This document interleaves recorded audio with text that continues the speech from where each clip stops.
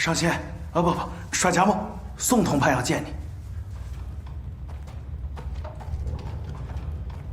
哎呀，我早就劝你要让你收手，你就是不听。你看看你现在落到什么地步了？宋伯伯，你听过《思捐全书》吗？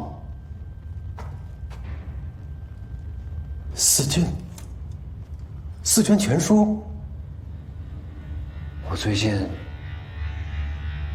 想起很多小时候的事，总是梦到这本书。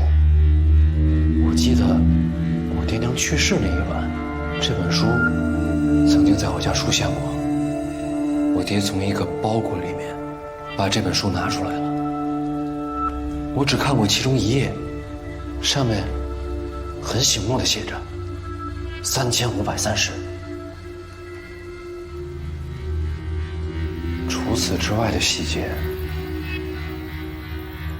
我就记不清了。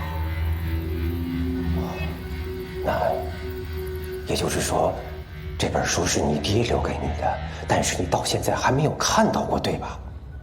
是的，任主播好像知道内情，但他不肯跟我说。哎呀，江默呀，你不要再说这本书的事儿了。明日三座会审，我听说他们要下决心把你的案子审结呀。我已经找到了很好的证据，只要能够查阅负100册。贾默呀，现在这不是你找真相的地方，这是阴阳调和之所在呀。阴阳调和，阴阳调和，就是大家都满意，大家又都不满意，最后都觉得只能是这样了。阴中有阳，阳中有阴，这就是妥协之道啊。这关乎着利益，所以注定你的努力是没有什么意义的啊。我听不懂你在说什么。哎呀，怎么跟你说了半天，你就是不明白呢？这样，你听我的啊！我希望明日在3座会审之上，我保你一条性命，所以前提是你得先配合。怎么配合？不做事，不说话。你的意思是，就不要再算这些了？不做任何事情。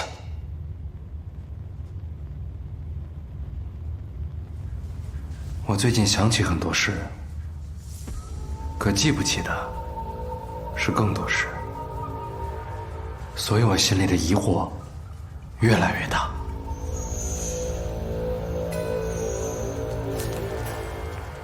思捐全书为何要叫思捐全书？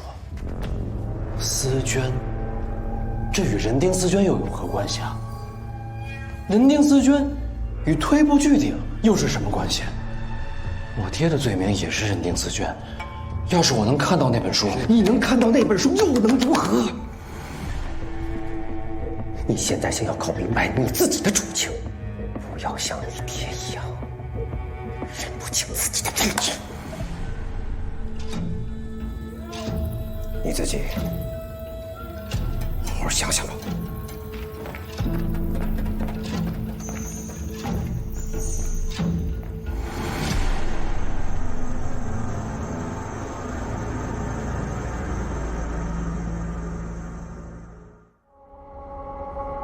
受巡案之托，入揽溪架构库查阅账册，只因未能完成嘱托，竟在揽溪县架构库纵火，使得100年册籍一夕荡尽。闪开，闪开！后畏罪潜逃，落网于通阳县。今日，黄知府、刘巡案与本官3座会审，务须推居真相，公堂之上，正大光明。敢有妄言、诬言、谎言者，严惩不贷。帅江默，方宝玉，起身回话。刚才对你们的指控，你二人可否认罪？不认，我们是被绑架胁迫的。哦，绑架胁迫，这好像跟文书上所写的不一样啊。这哪有犯人自己主动认罪的？要我看呀，先打他10几板子，才能说实话。毛知县少安勿躁。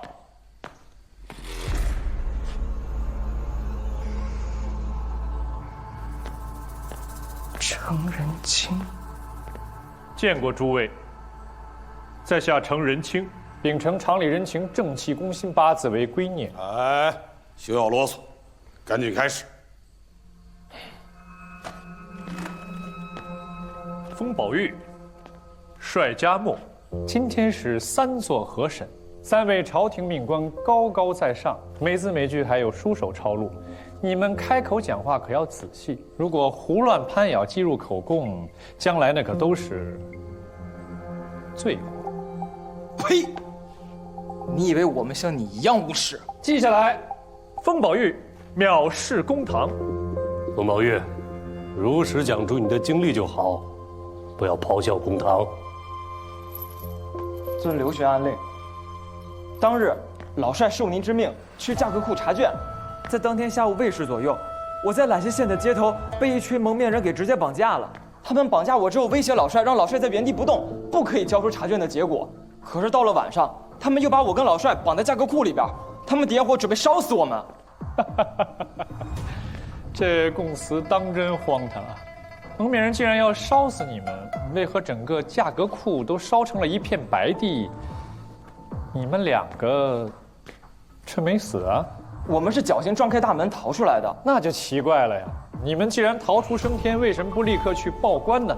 反而连夜潜逃去了童阳县？是蒙面人帮我们去的，简直前后矛盾嘛！前面说蒙面人要烧死你们，后面又说蒙面人把你们绑了，我就纳闷了，这蒙面人究竟是要杀人灭口呢，还是在练习跑腿啊？这是，简直笑话！这个蒙面人为什么这么做，我也不清楚，但是我说的句句属实啊。我问你，这蒙面人是谁啊？是陆飞龙。何人？啊，回知府，这陆飞龙是本县捕班的班头，平日负责缉拿罪犯，维护治安。你是说揽溪县衙捕班的班头陆飞龙绑架了你们2个？对啊，又焚烧了价格库，然后还把你们2个不远百里的送到了童阳县放走。对啊，哦，不是，他不是要放走我们，那个陆飞龙原本是想在童阳那个破庙把我跟老帅杀掉的，我们2个是逃出来的。这不越说越离谱吗？他为何不在揽溪动手，反而把你们送到童阳县杀掉？封宝玉啊，你好歹是一个读书人，下次把故事编圆了呢，再讲给大家听。封宝玉，想仔细了再讲。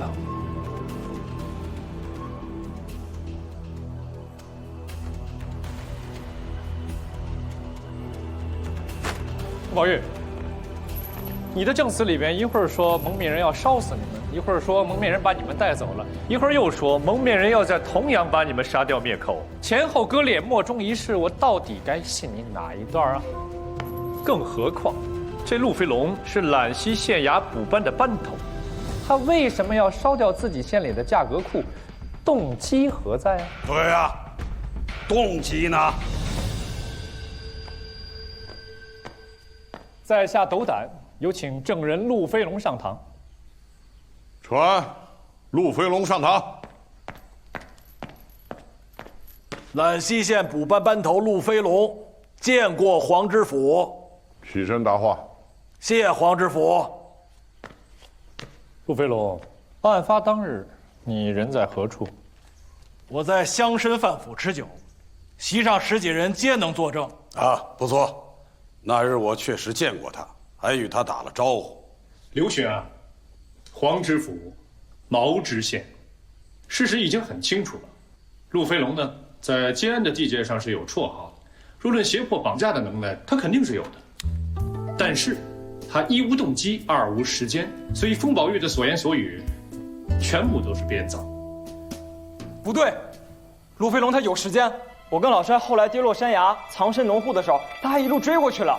沱阳县肯定有人见过陆飞龙。你可真有趣儿。陆飞龙是补班的班头，他的职责就是缉拿凶犯。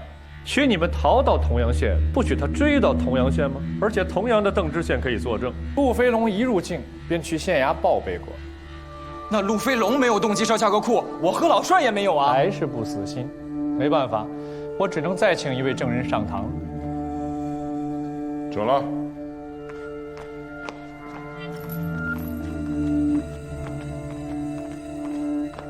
哎，小心！放松点点，你女儿和外孙可还在家呢。兰溪价格库书吏，拜见几位官爷。起身答话。谢。来，老丈，当着几位父母官的面儿，详细的把你那天看到的所见所闻都讲出来。小人奉命看管价格库，自称有着查卷之事，向来是晨起开门，他们入库查看，到了日暮时分，他们离开，小人再把门锁了。到了要关门的时候，我去催他们，两位书手离开，可帅家墨却没有走，说要等一个人。没过多久，一位公子前来。哦，这位公子可在堂上？就是风宝玉，风公子。哎，你胡说！你根本就没在价格库看到过我。风公子进了价格库之后，就把门关上了，不让我靠近。我以为他们还有事未完，就先行离开去吃饭。他们两个有什么事情，将要打破禁令，入夜后还要留库？不知道，我只隐隐听到争吵声。吵些什么？我耳朵背，听不太真切，只听到，榆林策来不及查阅，如何交代，莫要连累等语。他们似是相互抱怨。我看到里边点起了蜡烛，便提醒了一声，结果被他们赶出来了。他在说谎。谁在说谎？他，这个老吏。我与宝玉未曾起过争论，我也未曾耽误过查卷的进度。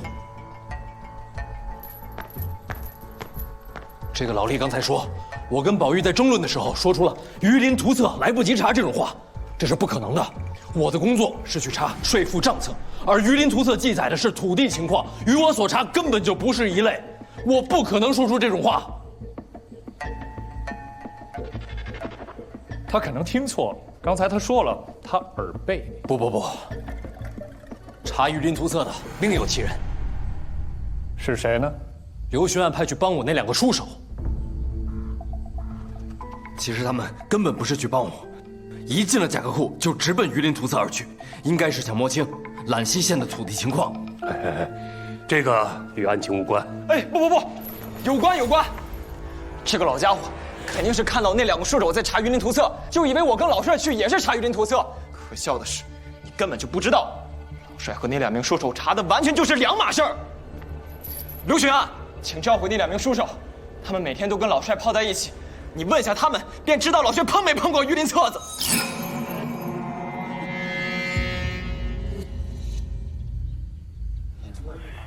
这咋办呢？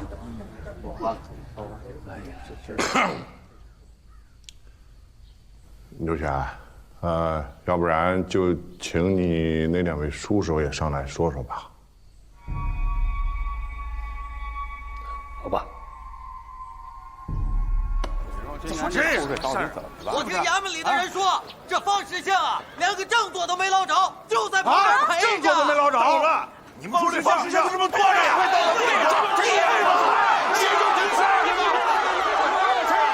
我问你们两个，帅家墨在价格库里是否碰过税赋杂役以外的文书？未曾碰过。你们两个肯定吗？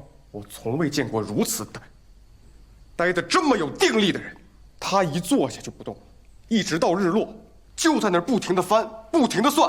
那你俩的意思是不是，帅家墨在这个价格库里就一直在算这个税赋有关方面的事情，从来没有碰过榆林图册。回知府，他所查的东西本来也与榆林图册无关。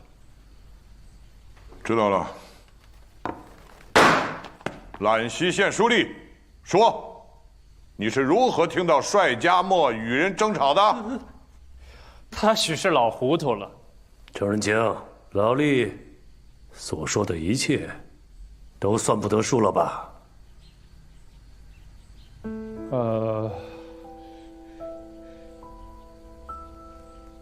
不作数了。嘿嘿嘿嘿，听到没有？不作数了，都给我记下来，不作数了。哎，好你个兰溪书吏，捏造谎言，平白无故折腾这么多府县官员，实在可恶！来人，拖下去，重打10板子！请天大老爷饶命啊！饶命啊！到底是谁在背后指使你撒谎的？说！说！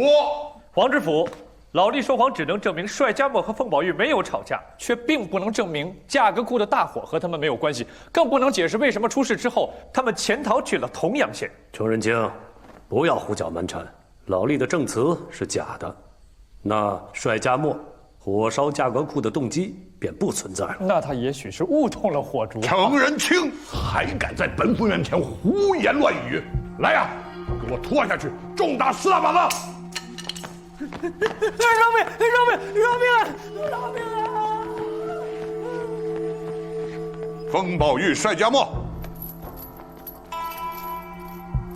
经查，你2人并无焚烧价格库之计，本府宣布无罪开始。哎呀，这声音是这样的。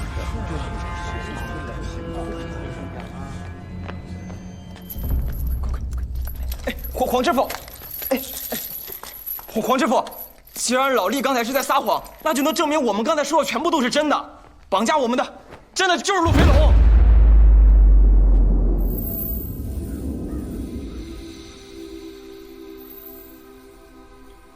陆飞龙有人证，时间对不上。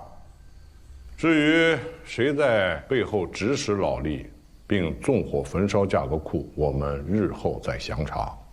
帅家墨，本府想问你，刘询案交给你的差事，你到底完成没有？人丁丝绢税的源头，查到没有？查明了。黄知府，今日3座会审议的是纵火案，既然您已经定他2人无罪，理应散去便是，这怎么又议起人丁丝绢的事了？毛知县，人丁丝绢一事，金安有些人明里暗里使绊子，才有了这个价格库纵火案，说是2桩事，其实本来就是1桩。如果廓清了人丁丝绢的真相，一切都会迎刃而解。所谓提纲挈领。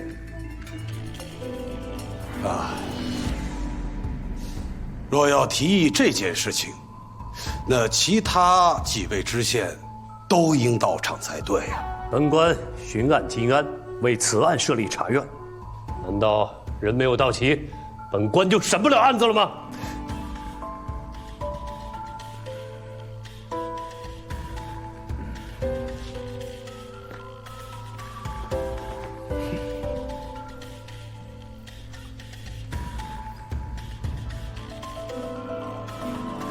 帅家墨，你查到什么证据没有？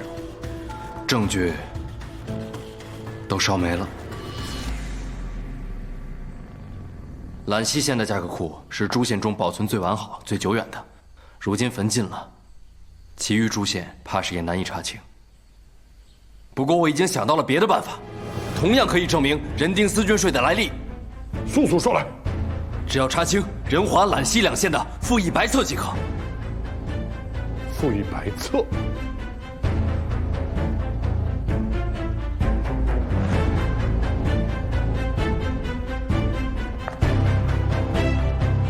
巡按大人，借一步说话。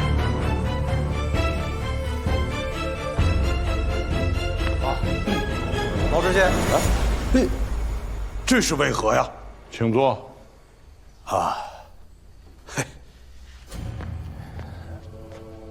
赋役白册在大众面前展示不合适。为何？二位知道赋役黄册是需用朝廷的，可是一县的虚实可都在各县自己造的赋役白册之上啊。一县的政务须臾离不开都是县衙的命根子。那有什么不可以拿出来展示的呢？这个东西是很好用，但是它终究不合朝廷法度啊。下边不会把它拿到明面上，而上面呢，睁一只眼闭一只眼，上下心照不宣。如果要让这个帅家墨破口的话，那以后的工作就没法开展了。黄知府，既然如此，方知县、毛知县，把你们的赋役白册拿出来，供帅家墨查阅。宣大人，不可能了，我兰溪县的都已经烧光了。哼，毛知县，你说笑了。赋役白册不是正式文书，不会放进价格库的。你，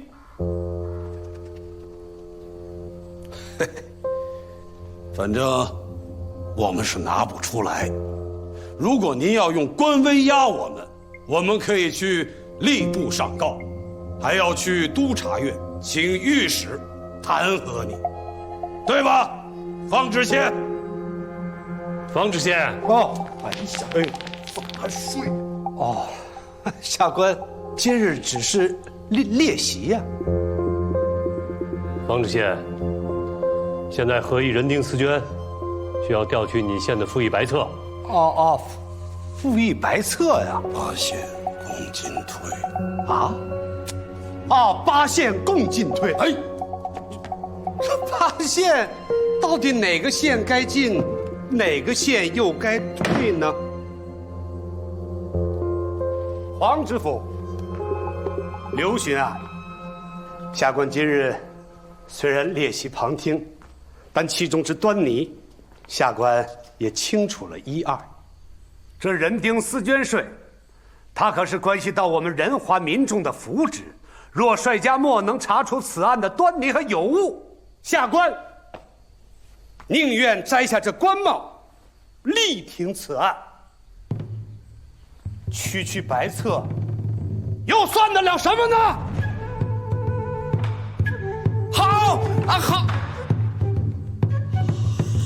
好热的天哪！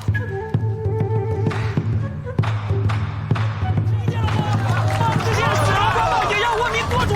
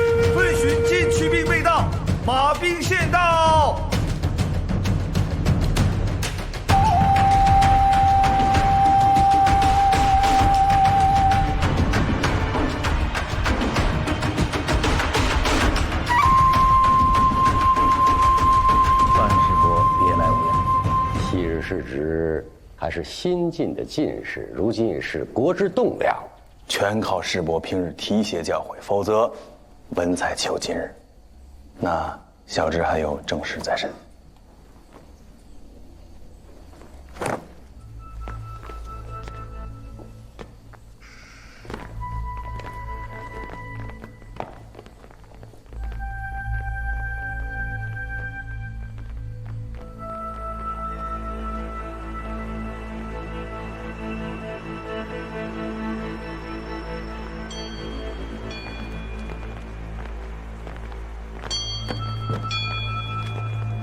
马监事，马监事，诸位，马监事，马监事，马佥事突然莅临金安，不知所谓何事啊？没什么大事，只是听闻最近有一桩人丁丝绢的事闹得沸沸扬扬，民间颇有议论。我忝为金渠兵备道，自然要过问一下。哦，我们正在合议此事。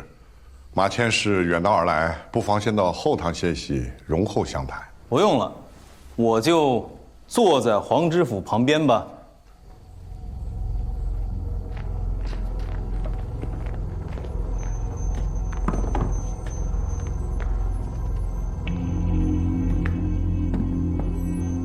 经年未见，程兄，别来无恙。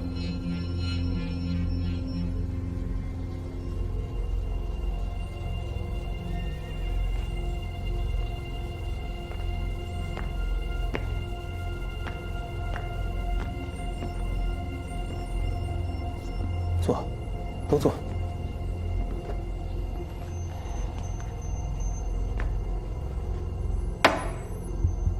我们继续。帅将某，刚才我们聊到哪儿了？要查揽溪、仁华两县的赋役白册。哦，对。你们两县意下如何？哦，我已差人去取赋役白册。毛知县，你呢？我这就差人回去去取，但往返1个来回，恐需1天的时间呀。毛知县不必了，本官在揽溪时着人抄录了一份，就在茶院里。派人取来便是。我怎不知？你竟然！毛知县，调刷文卷，乃本官的职责所在。难不成毛知县有什么亏心事，不敢露白？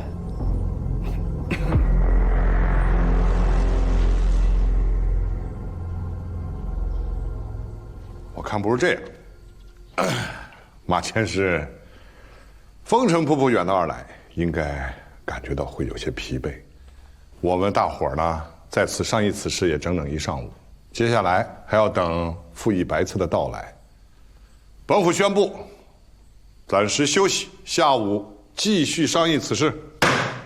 方知县出来了！哎，方知县，方知县，终于盼到你五两做主了！方知县，我们的青天大老爷啊！做主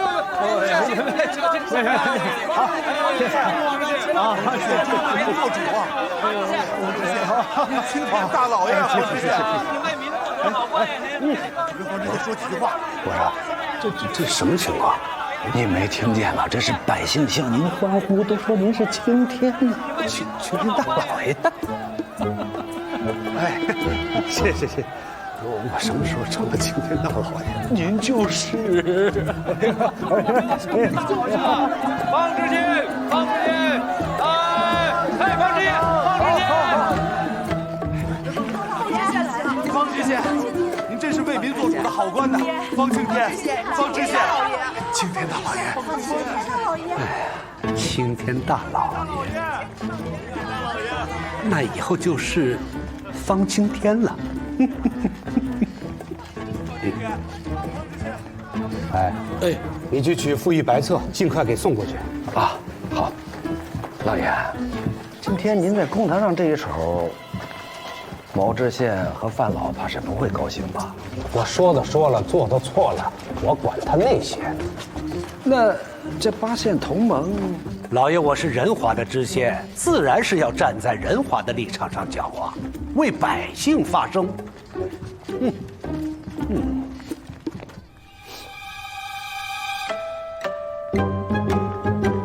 看看，这封家差人送饭，哪有只送肉不送菜的呀？来，吃菜。哎，这临近开堂了，你那个朋友呢？啊，怎么还不回来？去哪儿了？不知道。哦，他呀，就是一个沽名钓誉的纨绔。贾母，这次无罪开释，也算是九死一生了。听我的话，以后不敢再趟这趟浑水了啊！来，喝汤，喝点汤。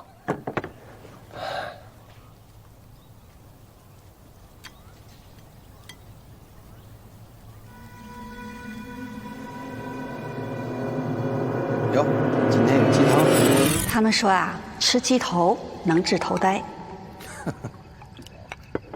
我们家墨啊，一点都不呆。谁要是不服，让他来跟咱比比算学。一个大蒜呆子，一个小蒜呆子，还不够呆呀？宋大哥今天送这只鸡来的时候，说托人打听到了一位神医，专治头呆的，诊费很贵。没事儿，银子的事儿我来操心。我记得我娘说过，多吃鸡头，专治呆头。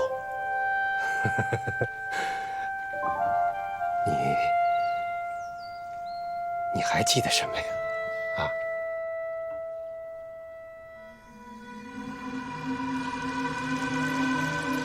我还记得，你给我家送过鸡，你带我爹和我进了价格库。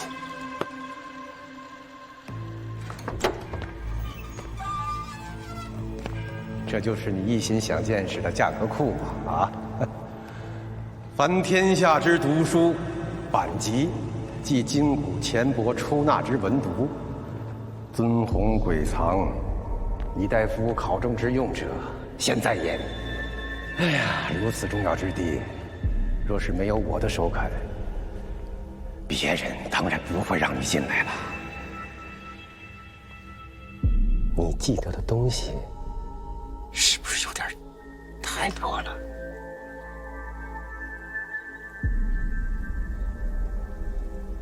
还不够，还不够。错的就是错的，必须要改。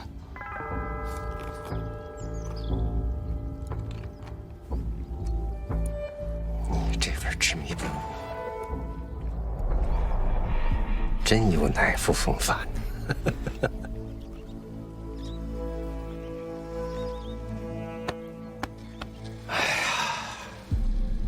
我也是仁至义尽了。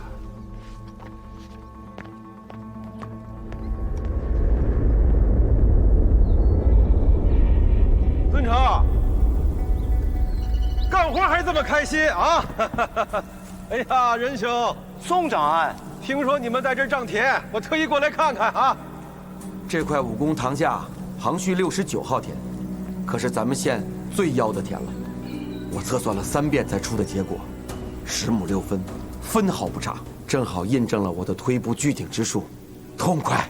文成啊，我觉得要不然再重新量一下资质吧，啊！不用，我算得很准。哎呀，你的绳尺啊有些旧了，容易松弛。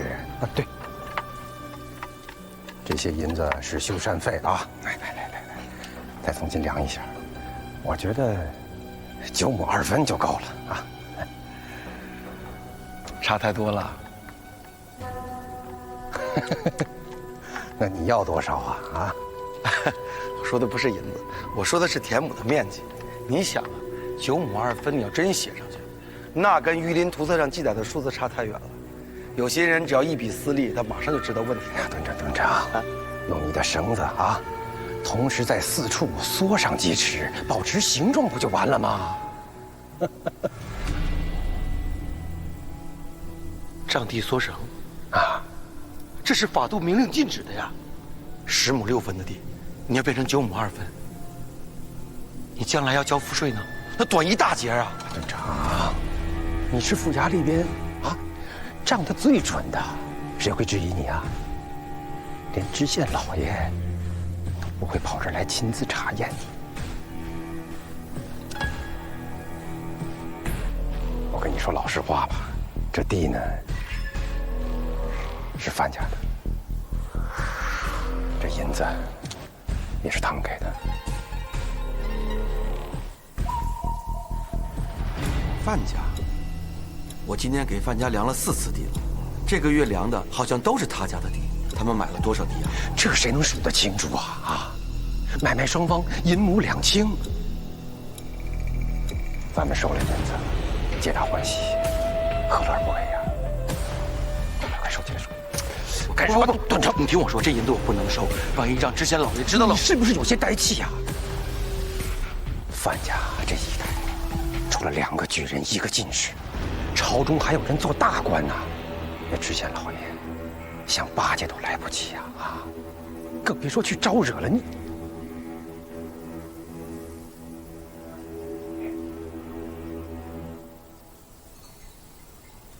五谷丰登，五谷丰登，五谷丰登，五谷丰登，五谷丰登，五谷丰登，五谷丰登，五谷丰登。家父，家父，你是不是傻呀？为什么不躲呀？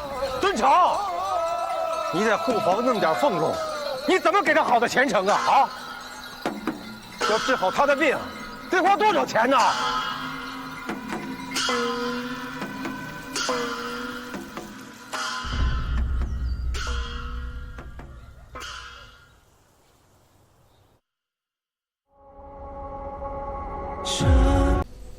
黄知府，因赋予白册数量较大，本县提供的是礼义级的薄册。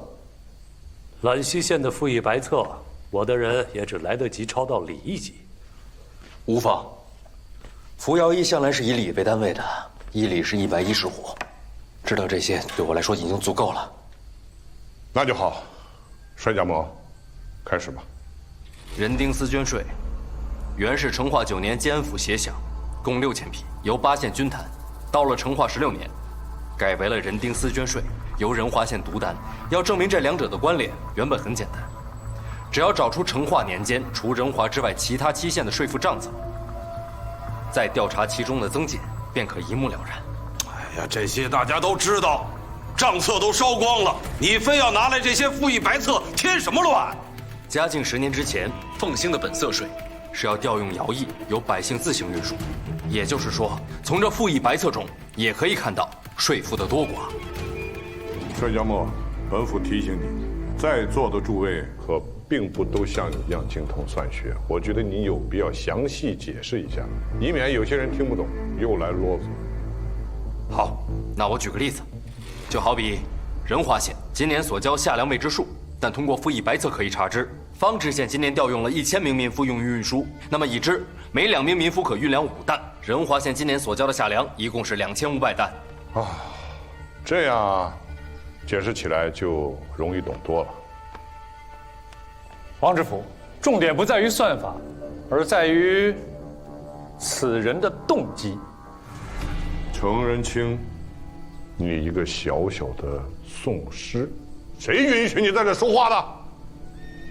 下去！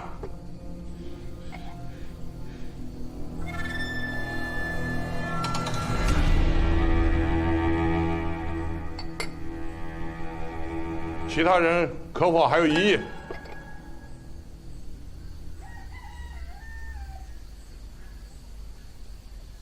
如果大家没有异议，甚好。帅家模，开始算吧。驾！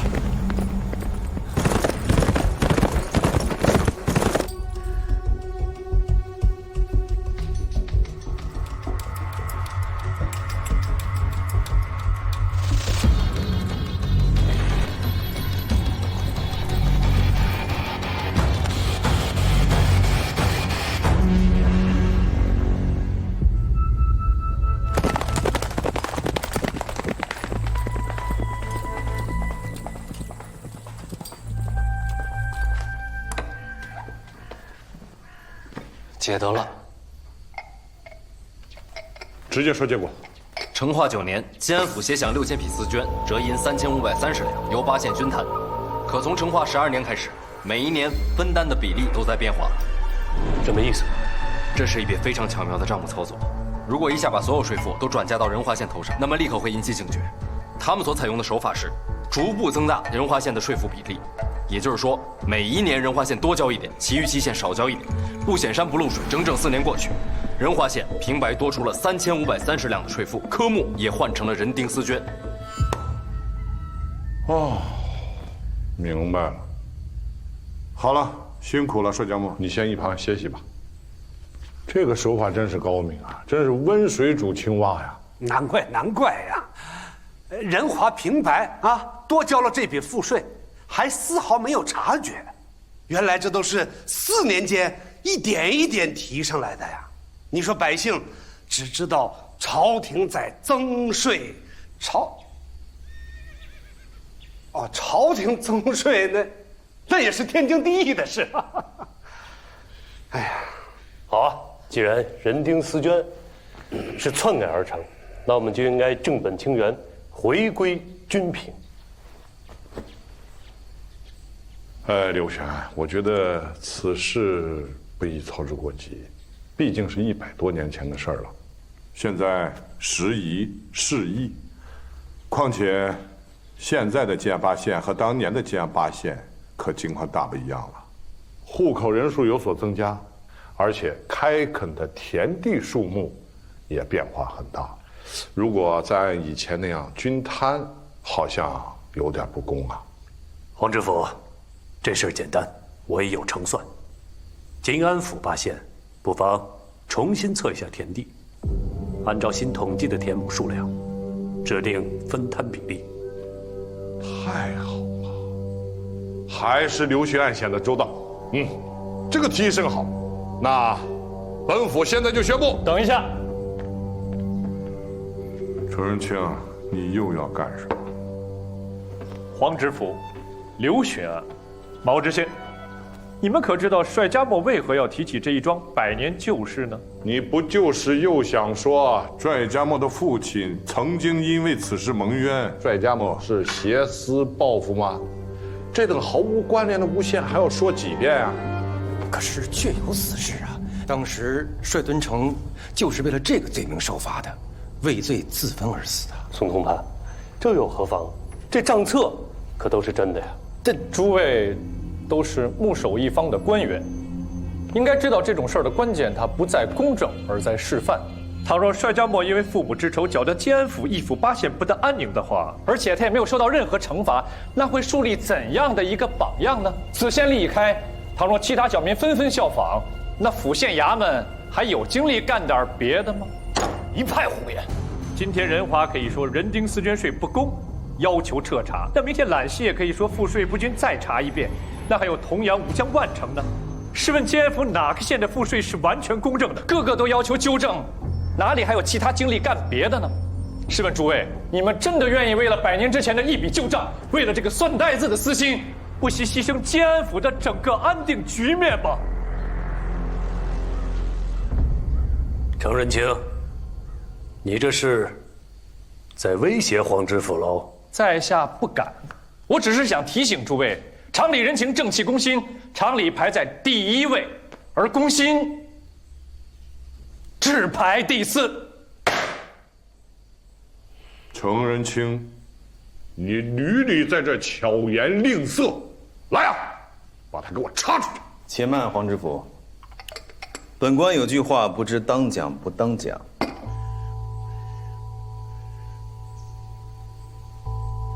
马佥事，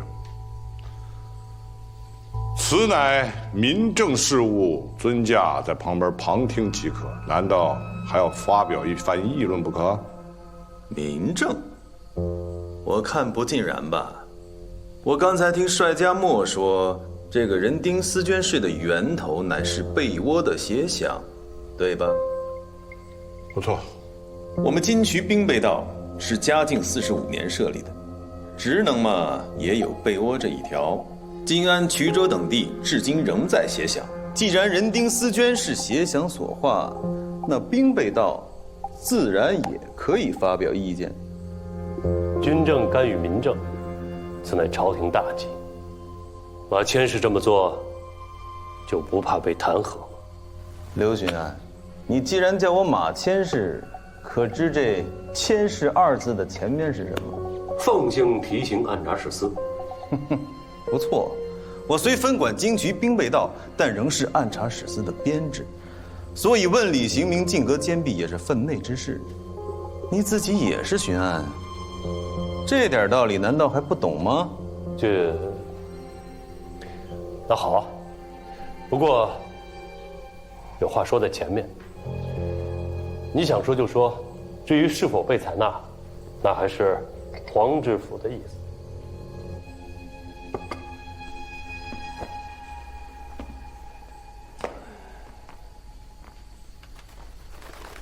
本官听了这么久的合议，忽然想起一件往事。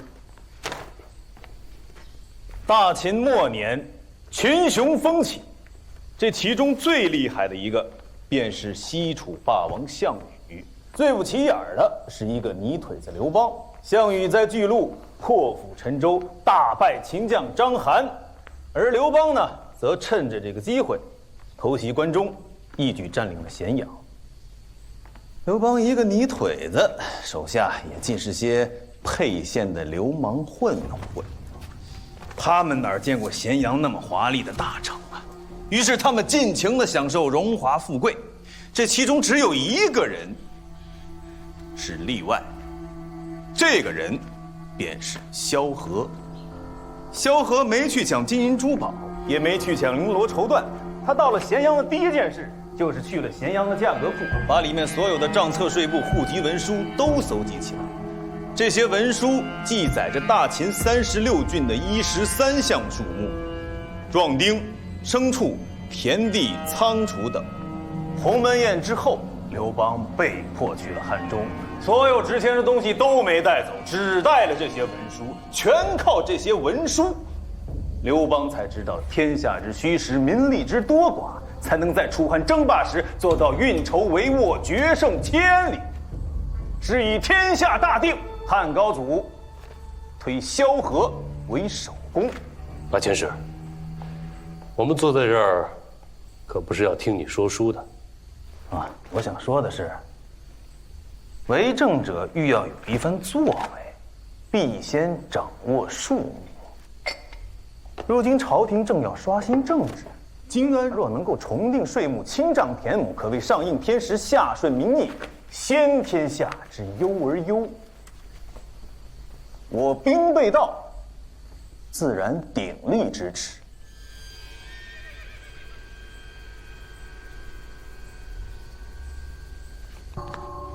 马千世说完了。说完了，两位，但凡有用得着我兵备道的地方，尽管开口，不吝惜。即便如此，一旦上报朝廷，以阁下的身份，也不能拒贤联署。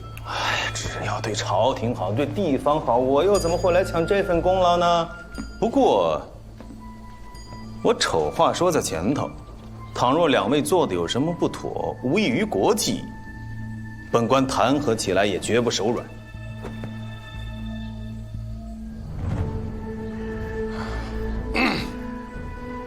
那你们两县还有什么看法？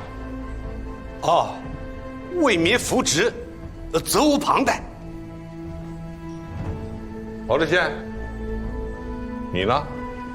既然大家都认同，那揽西县也认。很好，那本府宣布，3日之后，金安8县重新丈量田亩，为恢复人丁丝绢旧制做准备。各县县令护防蓄力，提前安排好。黄知府，这个宋师怎么处理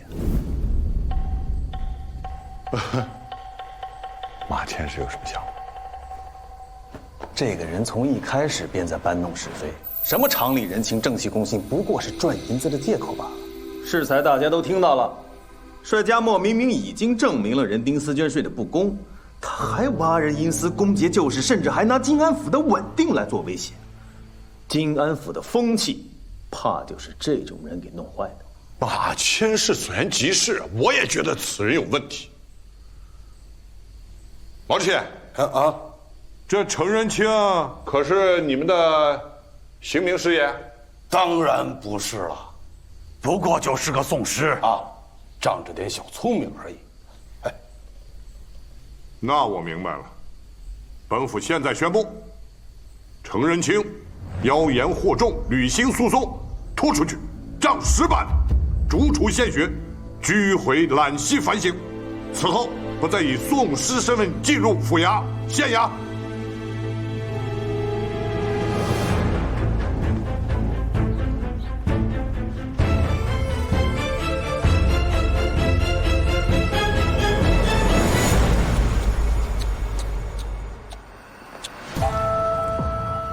你跟范老中午早就商量好了，却还要我跳出来反对。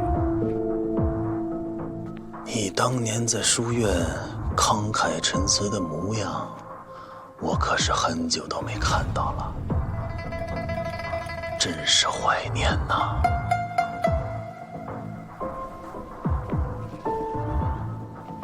实话告诉你，当年那次科场，我爹使的手段本来只是让我抢去你的头名，是我让人在你的夹带里塞入小抄，故意被考官发现，这样你连卷土重来的机会都没有。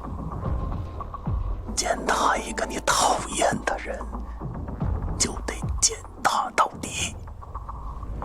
云娘九泉有知，看到他选的男人如此窝囊，应该也不会瞑目了吧？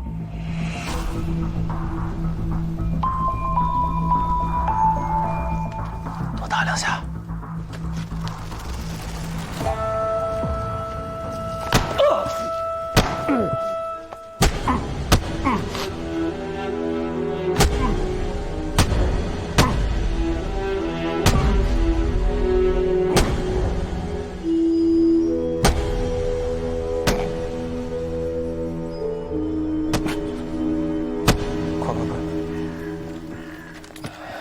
程远，慢。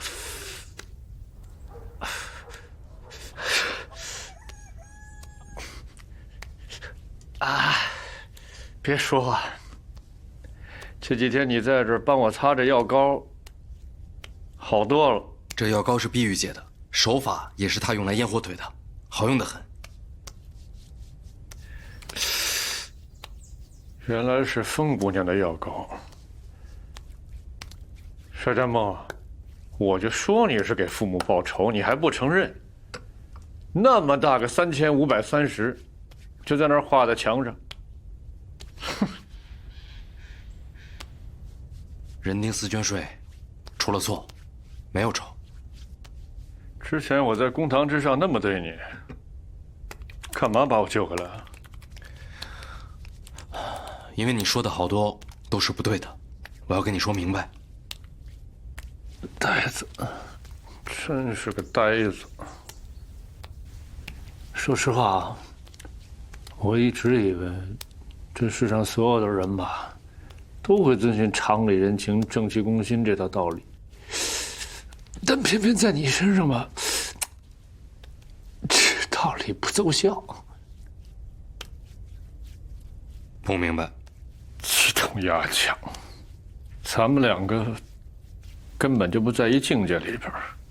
不过现在啊，也只有你这呆子了，肯理我这落魄之人。我说轻轻点儿。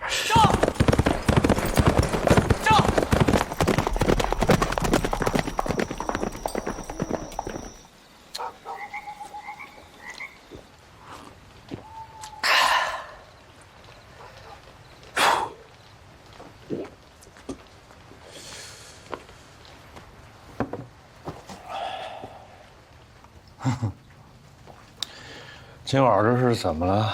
这么大阵仗啊！我爹曾经教过我一门丈田之术，叫做推步据顶之术。小时候教过我口诀的，可惜我想不起来了。我爹是军户，从小我便被教导励精图治。为了磨练我的意志，我从小就练武。也因为我爹的严苛呢，我满腔热血，意志坚定地步入了书院，整天在书院里边嚷嚷着为往圣继绝学，为万世开太平，匡济天下，扫清时弊。这推步据顶之术，关键之处在于经纬交叉，标记远处。也是在那个时候，我认识了书院院长的女儿芸娘，我跟她两情相悦。先前经纬，在电源处。跟芸娘成婚之后，我跟她的日子虽然过得清贫，但是那段时光真美。芸娘为了我外出方便，花了她所有的积蓄给我买了一匹马，起名云朵。我本来打算第2年参加大比，在科场夺魁之后，让芸娘过上风光日子。可没料到这个马文才从中作梗，天行曲顶，再算推步。好在有芸娘在我身边不离不弃。可天有不测风云，芸娘她突然患了重疾，家里所有的积蓄都花光了。后来有一次同窗让我代写一份状纸，实在没钱给芸娘买药了，我便勉为其难的应了。这酬劳是真的丰厚啊！可老天无眼，芸娘的病积重难返，还是没撑过来。阴阴白云浮在天，脚跟地旁无莲。时来不到，难为雨，只以无心。最可怜。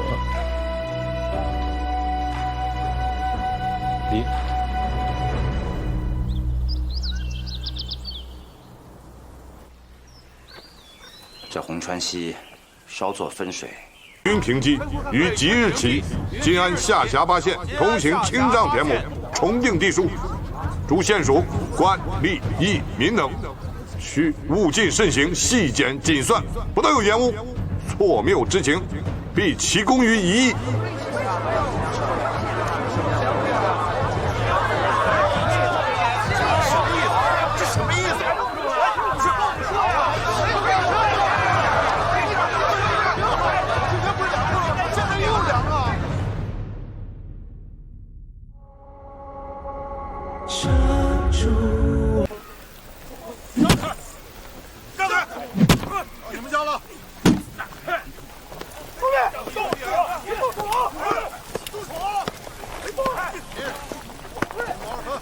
别再打，还有多远？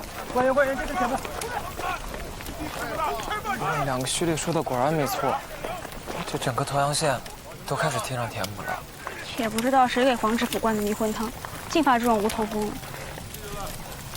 不是，那2个是恶例，这个清上田亩它又不是恶症，你不能因为2个坏人你就把这个举措也给哼上了吧？不是，小志，你这么想，咱们多找出1分引田，那这个税赋就可以多摊出去1分，这是好事啊！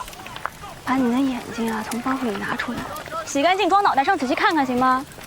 我们走这一路了，沿途有哪个老百姓是高兴的？哪个不是愁眉苦脸的呀？官府每年一个新花样，说法一个接一个的。反正啊，最后就2个字：加税。你这就有失偏颇了。那好，我问你，如果真的要全县清障的话，为什么不从这边查起啊？这是刘老爷家的河边地，少说也有100亩吧。上头干活的佃户有1半多都是原来我们陈家村的。你看，怎么没人去他家清障呀？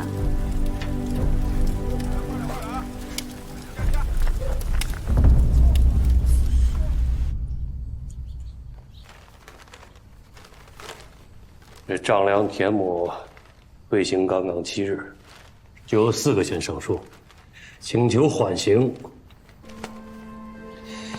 这掐头去尾，路上的时间，也就3、4天的光景，怎么就民怨沸腾了？这民众的反应是不是也太快了？哼，糊弄谁呀？要不，我派人去各县打听一下，看看下面的老百姓对清账到底是何反应。如此甚好。听什么呢？这是？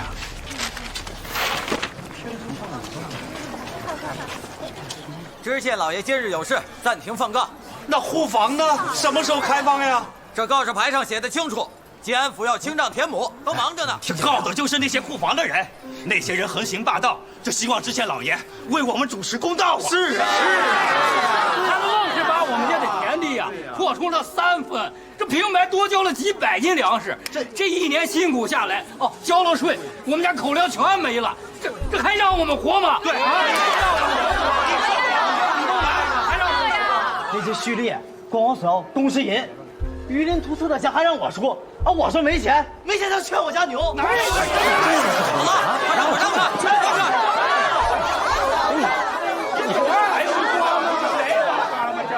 哪有这样干的？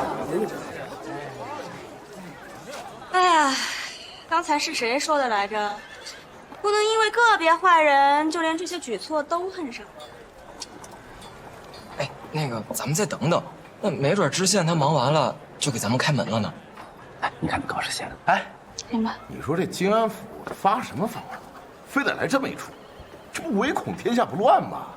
我刚从那边回来，这原委啊，还得从2个仁华县人说起，一个叫帅家墨，是个民间的算手；一个叫封宝玉，是个生员。哦，这俩人真有这么大的本事啊！哎呦，这你就不知道了吧？仁华县有一笔人丁私捐税，这2个人呐，非说这税不能让仁华县一县去交，得8个县均摊。8个县，你说也不知他俩给知府灌了什么迷魂汤了，那知府还真信了。能怎么办呢？就得均摊呢。怎么个摊法？就看哪个县人多地广，就多摊点儿；人少地薄，就少摊点儿。所以啊，才要先清账一遍田地，才能算出每个县摊多少。不是收回的小人，这事都是他俩搞出来的，就是太不是东西了。来，是真的吗？是。但是我们这么做，哦，原来是你呀！知不知道，就是因为你的提议，晋安府才会干出这样的事。你还在这充好人？不是，你听我解释，就是你们的委屈，那都是因为那些虚吏他不按法纪办事儿。但这个举措的本身它是没有问题的。那你们仁华县的税凭什么让我们同样县交啊？还嫌我们负担不够重吗？你封宝玉有这么大能耐，还在这假装唉声叹气什么呀？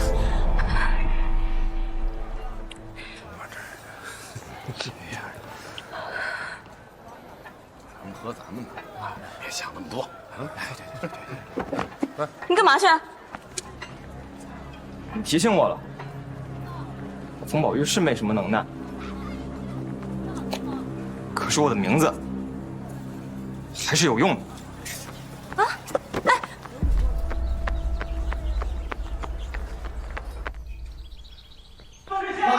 老爷，封宝玉他非要是总体对清账举措并无什么反弹呐。好，太好了，看来还是刘玄安分析的有道理。这分明就是这几个县的县令自己在夸大其词。我早就说过，账田规则制定的很详致，主要是针对那些大户乡绅的引田，这普通老百姓为何会闹啊？是啊，我马上起草一份公文，令各县继续清账政策，否则严惩不贷。好。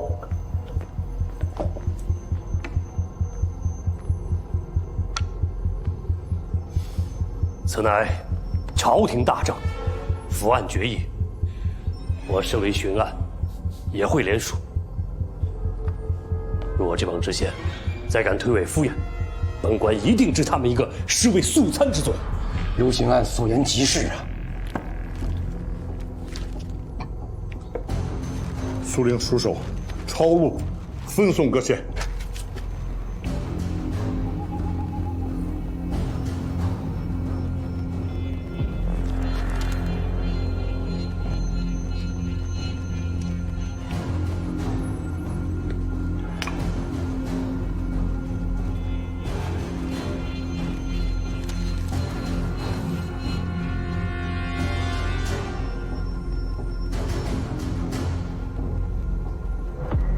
加把火了。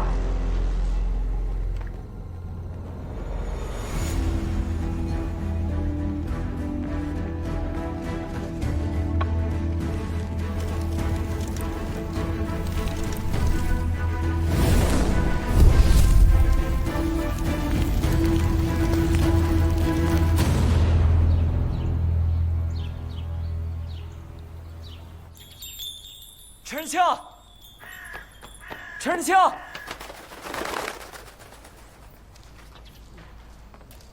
哎呀，陈仁清，你快醒醒，醒醒，醒醒！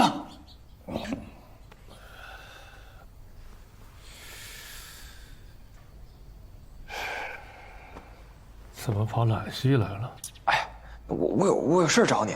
哎，我现在就是废人之身，上不了公堂，你找我干嘛？哎，你之前不是说过吗？给你多少银子，你就还人多少公道，对吧？你是不是听不懂我说话呀？我现在上不了公堂。我不用你替我打官司，你就帮我想个法子。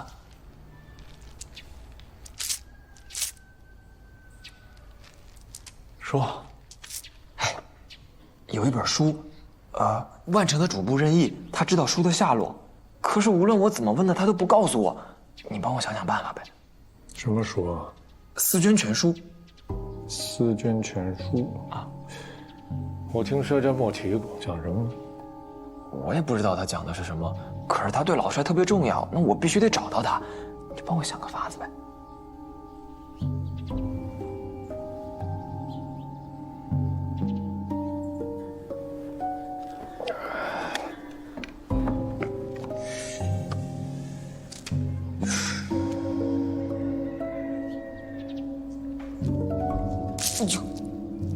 把前因后果讲给我听。陆师傅，你说的是真的？那还有假？这次清账田亩，正是仁华县买通了官府啊，要把那劳神的人丁私捐税摊在咱们身上啊！这凭什么呀？凭什么？八字衙门冲南开，有理没钱莫进来啊！哎呀，咱们忙活了一场，反倒便宜他们仁华县了。官府这次清账，全是仁华县挑唆的。啊，仁华县挑唆的？我听说，黄知府新纳了个小妾，就是仁华县的。晋安府下令了，要涨我们的地。啊，还这种事？哎，朱大哥啊，你们去哪儿啊？我们去县城问个明白，这人丁私捐到底是不是我们分摊？这冤枉钱，我是不交。我看，谁敢动我的地？嘿，你不交，你不交就有补班下乡来索你。那大家子一耗，你怎么办？你怎么办？他们想少花银子，全算在咱们的头上，凭什么呀？对呀，又宽限啊，又分摊的，这不让我们活了是不是？对呀，为今之计啊，那就只有抱团喊冤了。我们是不是该找他算账？长寿10个死，索性我们去闹一闹。走。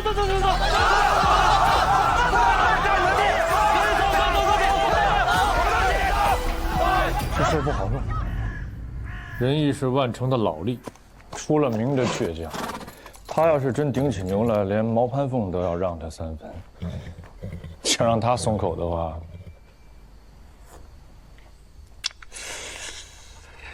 难啊！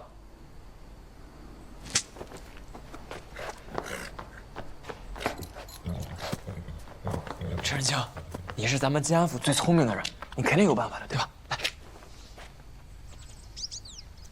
我为什么要帮你？之前咱们还是敌对的。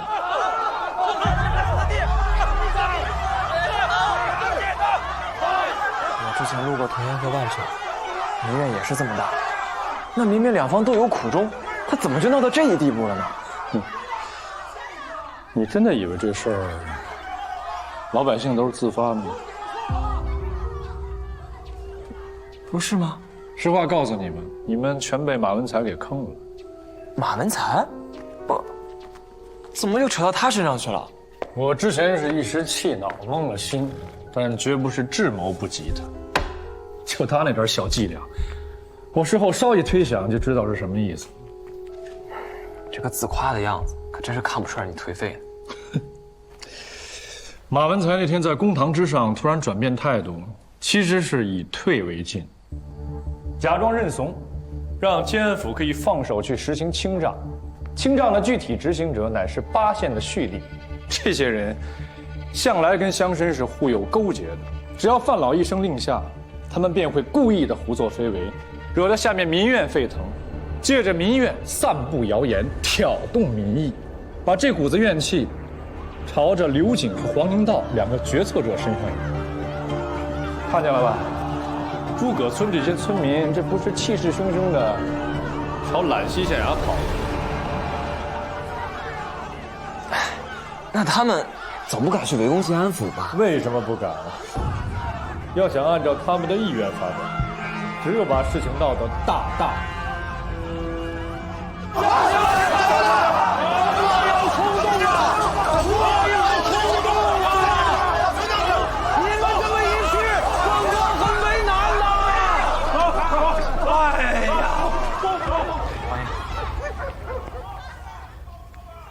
去通知范老，让沿途的乡绅多准备吃食，务必要让我兰溪的父老乡亲舒舒服服地走到仁华。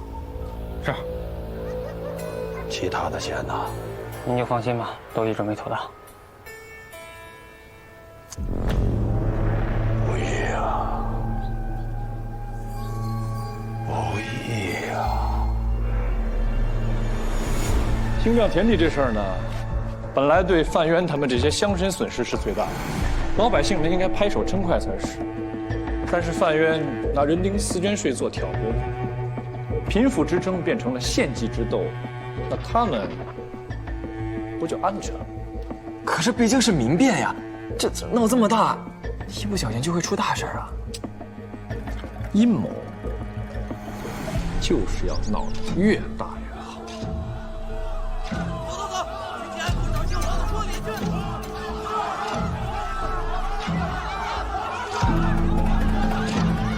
这一回帅家木要遇到大劫。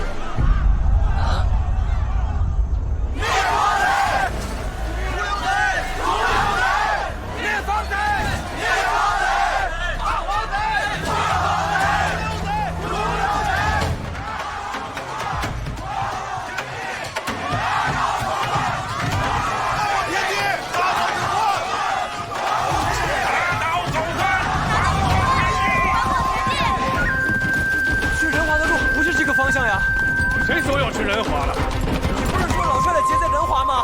节在仁华，话节在万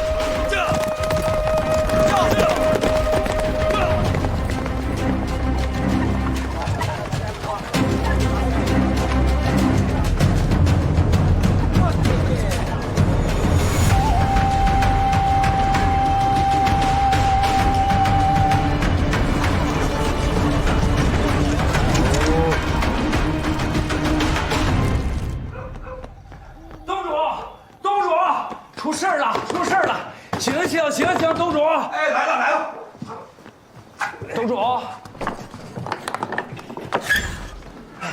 瞧什么瞧？哎，敌人围城了，董主。敌人？什么敌人？其他7个县的暴民现在已经冲进我们仁华县境内，冲着咱们来了。他们想造反不成？他们还打出个旗号，说是要罢黄贼、逐流贼、灭方贼。灭方贼？方贼是要灭我？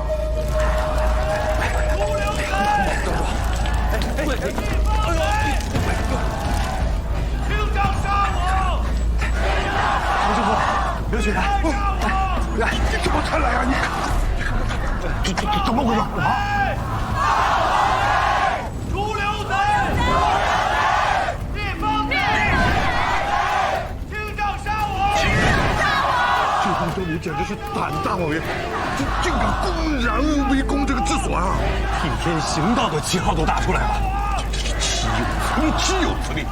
不是说明年情绪很好吗？这怎么突然出现这么大的民变啊？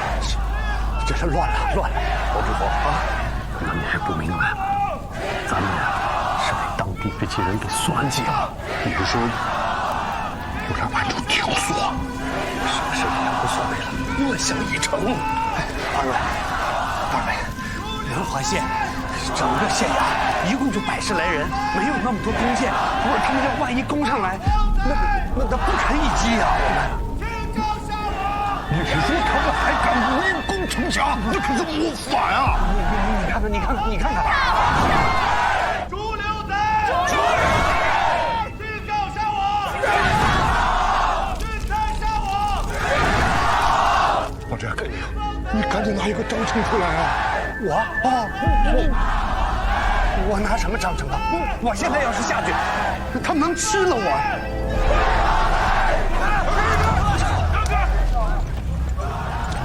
行。上来！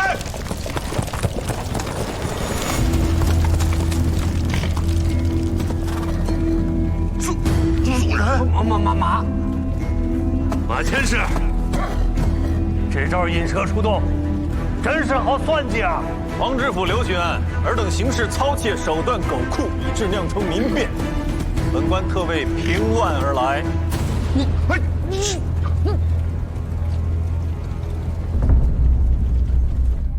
记了此前合议，本官有言在先。倘若两位做的有什么不妥，无益于国计，本官弹劾起来也绝不手软。哼，定是奸人挑唆民意，致使谣言流传。什么方知县给黄知府纳妾，荒唐的话都说出来了。底下纵有千般不是，可自从您二位开始清账田亩以来，吉安府动荡不安，可也是事实。几个县令阳奉阴违，蓄力借机扰民，不定得严惩不贷。金安府最近的往来文书我都看过了，不管是同阳万城还是揽溪知县，都发出过警告，恳请缓刑。反倒是黄知府你一意孤行，不问亲友，一味下文言斥，这才激起民变。这，你怎么拿到这些文书的？刘巡案你也是联署了的，也逃不过一个失察之过。你怎么？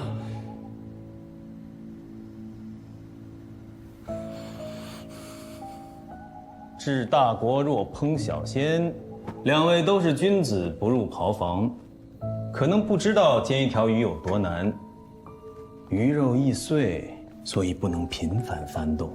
太操切、太折腾，那鱼它就不成形了。你到底想说什么？两位的初衷想来是好的，只是凤兴多少年没出过大事。你们两位一来，这金安的民变都围到县城下面了，实在是骇人听闻。本官呀，多次劝过黄知府以稳为主，可惜。你就是个叛徒！黄知府，我宋某可是一直尽心竭力的在辅佐你啊！还记得当日我跟你讲的协和阴阳的道理吗？啊，这如今一脚踢开挡路的石头，伤了脚趾头，这怪不得别人。本官知道你是进士出身，根本就瞧不起我这个举人出身的通判。我讲的任何话，你根本就听不进去。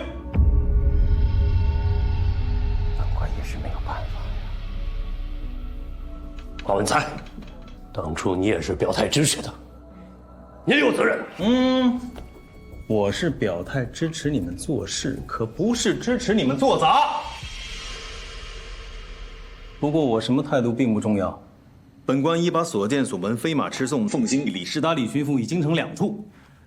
至于阁老们怎么断定，便不是我能决定了。我和刘巡案也会上书自辩。自是，悉听尊便。不过我好心提醒二位一句，本朝地方官还从未有发生过民变而能留任者。两位，按照规矩，现在应该挂冠自肃，以待内阁处断吧。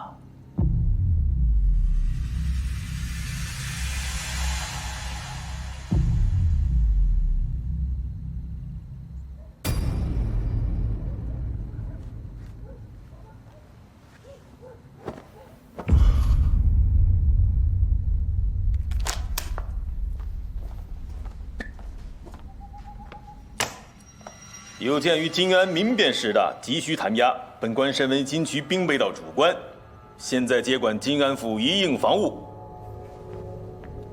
明白。眼下最要紧的就是把城门的乱民退回本乡。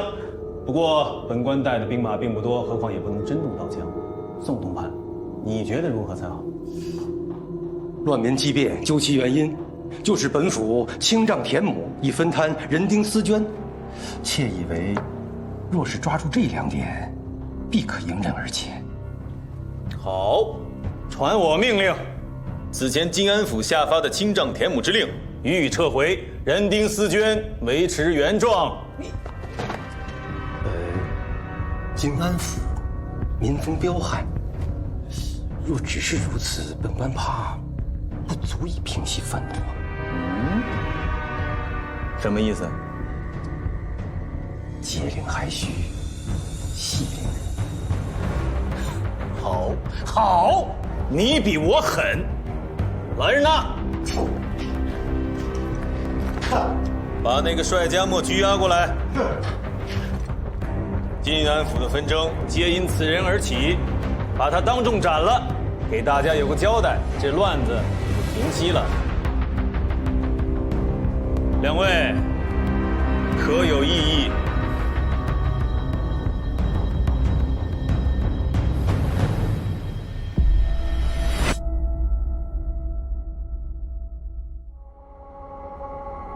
城下的百姓听好了，兵备道传令8县，即日起停止清账。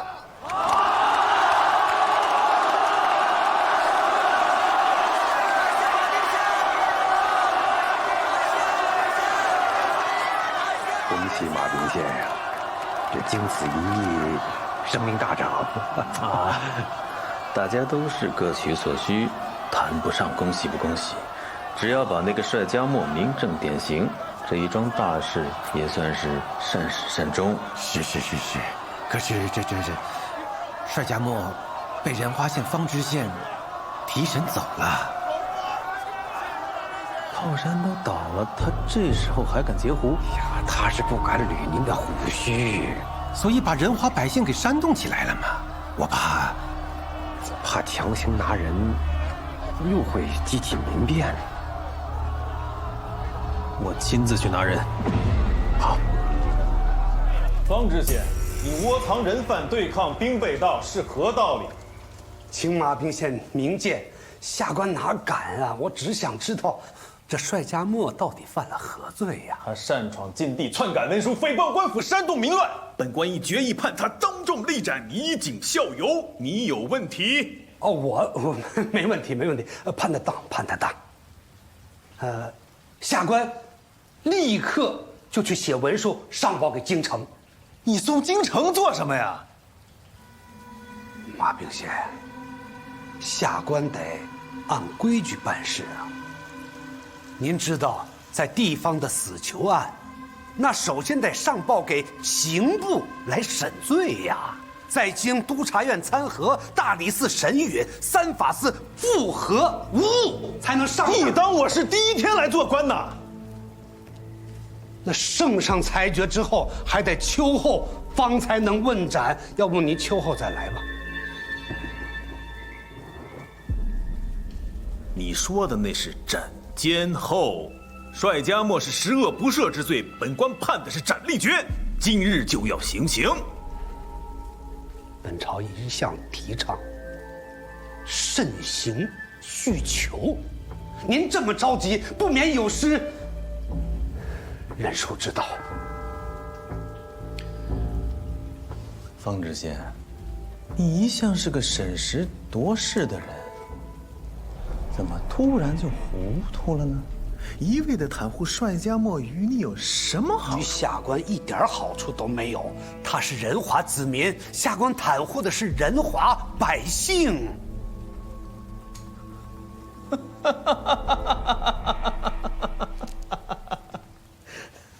方石相，你可知道，你这名号也是那些你要袒护的仁华百姓给起的呢？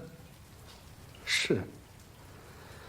马兵仙有所不知啊，下官生来就胆小怕事，什么清官名利，什么万民拥戴，麻烦虚名而已。下官就希望自己能像块石头一样，平平稳稳、悄无声息的，我把这任知县做好就完事儿了。这难道不是很好吗？可自从我听到人华百姓觉得我在帮他们说话，他们不再用那种外号来称呼我方茂贞，我反而觉得这个虚名还真不错呀。就像我手中这块圆滑的卵石，它固然是安稳的，但是比起那些有棱有角的奇石怪石，那岂不是更有欣赏之处？行了，少在这扯鬼话！方茂贞，你一个破落知县，自己几斤几两，你不知道吗？你难道还想当为民请命的大英雄吗？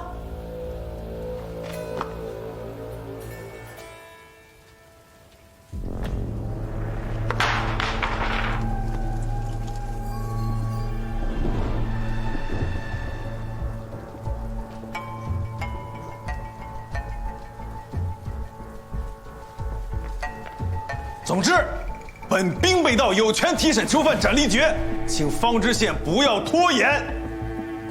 那就请兵备道速写提案，本官立刻回复。几日可复？10日。10日，同府文州的流转城县最多5日，你敢说10日，我便立刻上书弹劾你。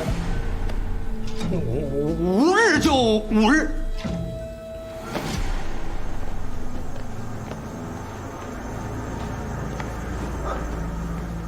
东我，属下从未见过您如此决绝，好可去给老爷拿片丹参。驾，快点！喝了就早些歇着吧。来了！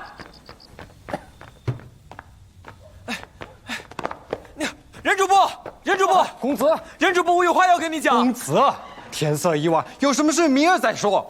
让他们进来吧。爹。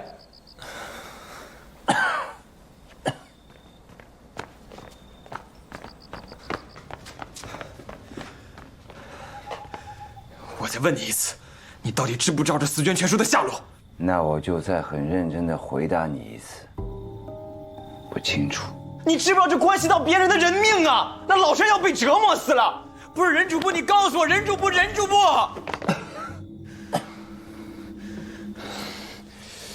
任主簿，你我也算是老相识了。您在建安府任职40多年，一心为民，能力之名传遍奉行，我实在是佩服得很。程先生，我知道你巧舌如簧，便不要在老夫这里炫技了。说的是心里话。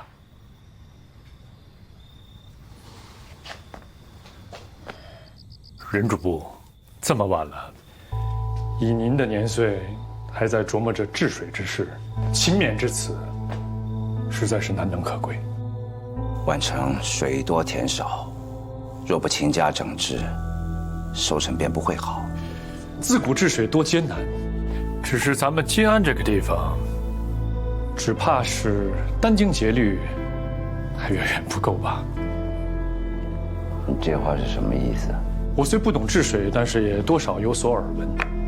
您这图上的水利规划，如果没有个几万两，实现不了吧？43600两。43600两，如此精确。看样子，这个规划在任主簿的心中已经萦绕很久了。倘若动工的话，如此巨大的一笔支出，该是谁出呢？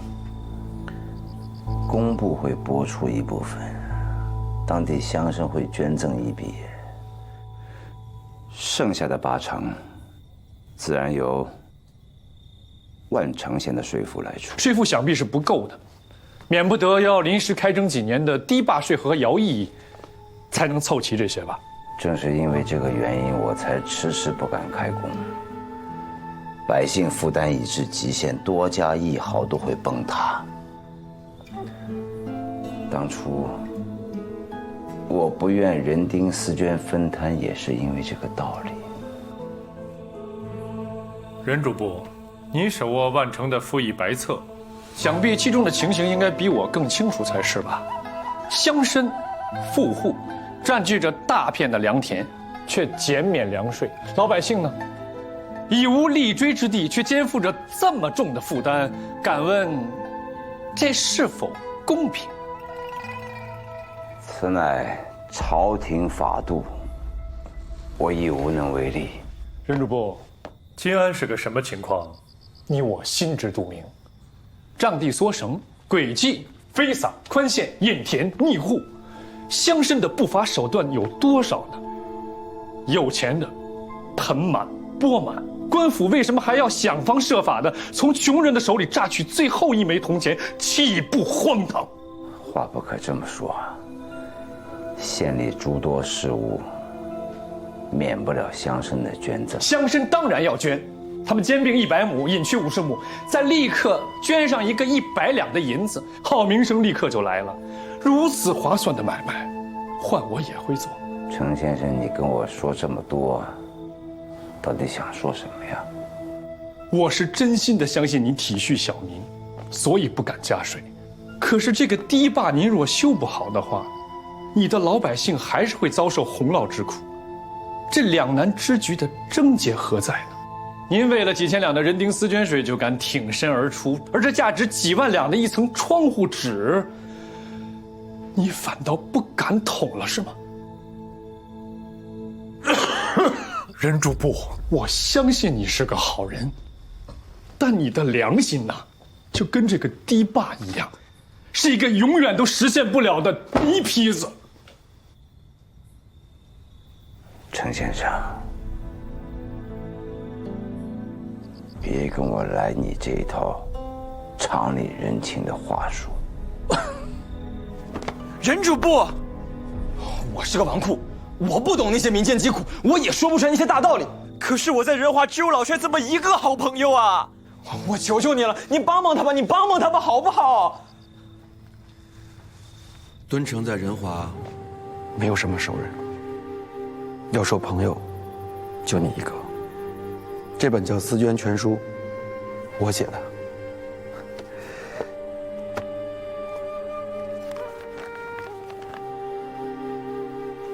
这本书托付于你，我没有遗憾。敦诚，拜谢。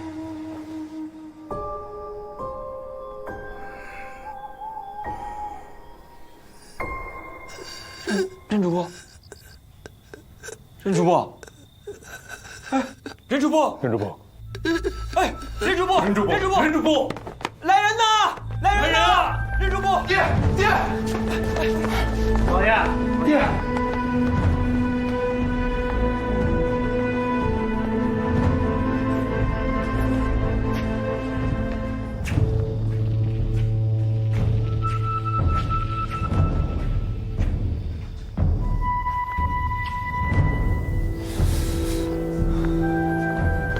等一等，这是家父让我交给你们的。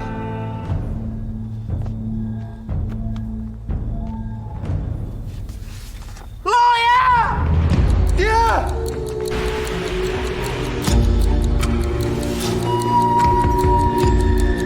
仁华县、兰溪县、童阳县。哎，这里边记的不都是20多年前吉安各地乡绅张地缩绳的记录啊？再看仔细点，每一桩交易都跟谁有牵连呢？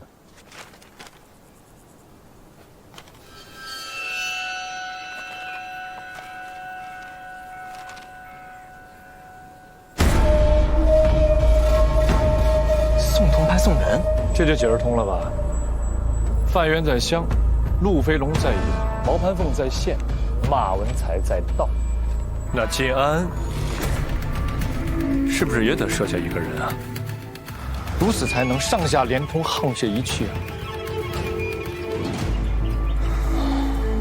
这个宋东判藏的还真是深。这上边虽然记载的都是20多年前宋人做护房斩案时经手的，倘若现在捅破的话，都是惊天动地的大案。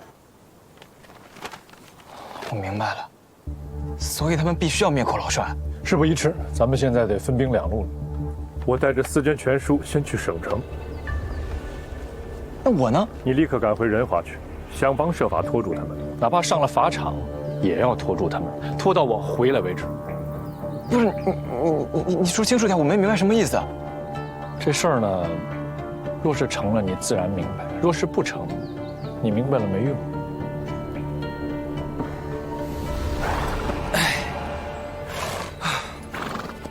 郑仁清，没想到你这个人吧，还不错。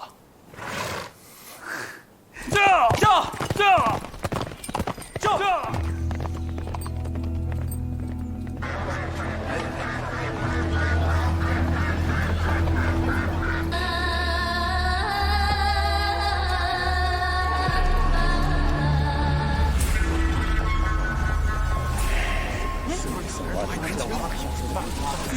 你手机记住了吧？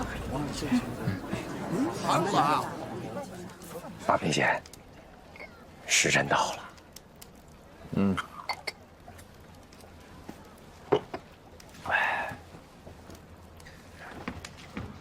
代帅加墨，代帅加墨，代帅加墨，代帅加墨，代帅加墨。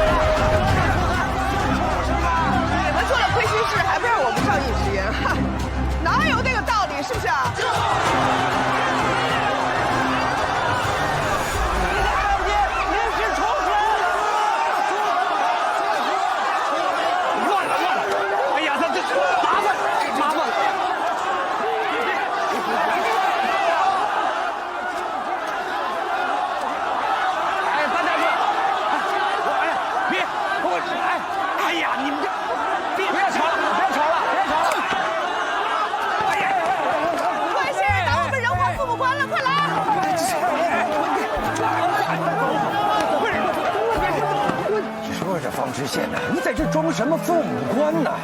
大平县呀，这如此闹下去，看就看了。各县百姓近些天积攒的这些傲娇之气，是该发泄一下啊！哎呦，你看看。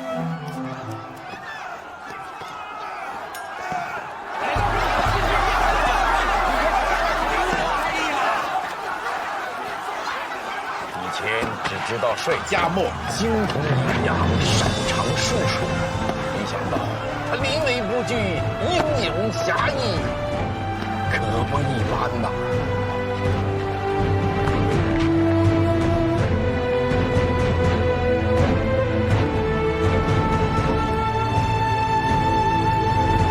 马明贤呀，这如此不堪呐！你这样就行刑可就来不及了。那就压一下吧。站一下！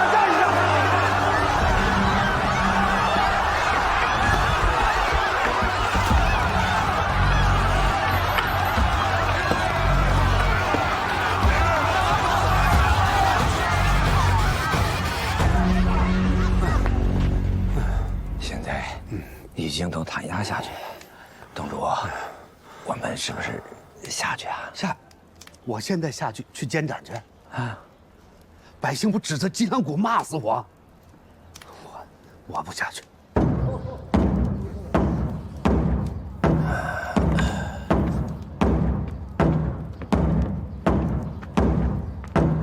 今有仁华县人士率家墨，将不干己事情，以人丁私捐之由，捏造写词，欺众罔利，蛊惑迷信。你走得好远呀！怎么回事啊？怎么就走了呀，爹呀！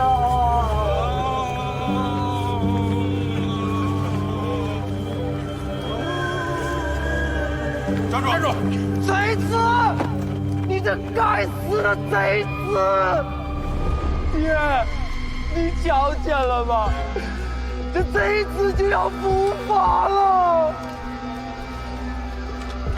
大人，小人是万城主簿这一之子，家父前几日病逝，小人想起他老人家往日恩德，竟未能亲见贼子伏法，所以才悲伤重寒。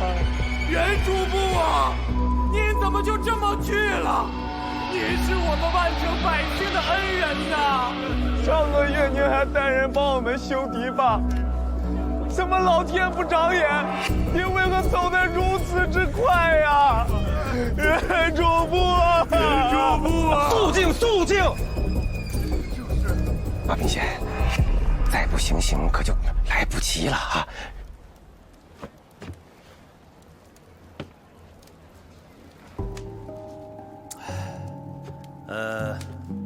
人老主簿广有贤名，不让万城百姓智计一下，怕是难以服众。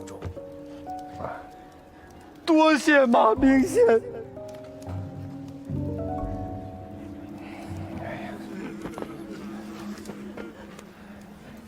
这人活一世，草木一秋啊，人一走了，还能得到百姓的如此拥戴，令人感怀啊！董主啊，你为仁华百姓做了这么多事情，他们也一定会惦记你的。但是说，如果有一天你也走，我也走，我往哪儿走？你也走，你走。袁主簿，我给你叩头了。好了好了，快一点快一点！哎呀，不用这么婆婆妈妈的。好了好了，最后一个了啊，最后一个了！终于完了，马明贤可以行刑了，要不然真是来不及了啊！好，袁主簿，还有完没完？你怎么就没了呀？死得好惨！你怎么就走了？你答应我，我的堤坝也没有修啊，袁老大。走。袁主簿啊！信个屁！袁老大，风宝玉，你，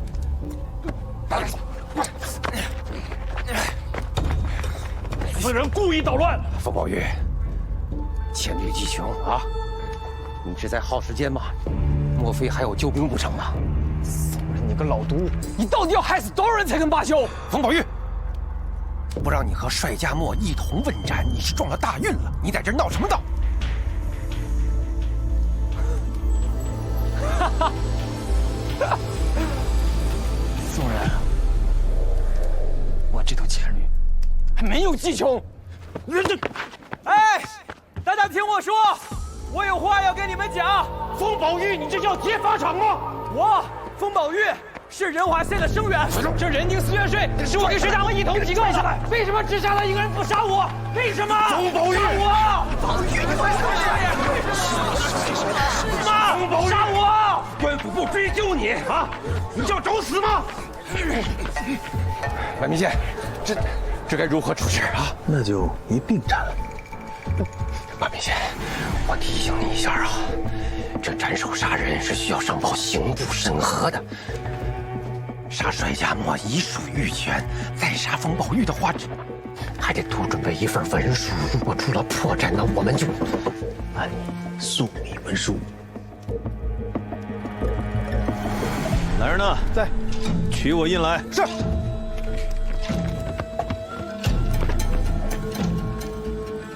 既然你有这个要求，我就满足你。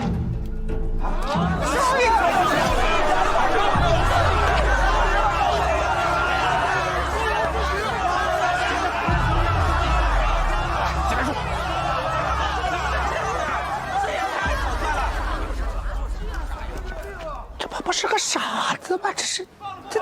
放了他！哎呀，真是义无反顾啊！两肋插刀，面不改色，令人佩服啊！你来我也会死，你不来我也会死，为什么要这样？我是来救你的呀，那救不了就一起死呗。加个库，你不也这么做的？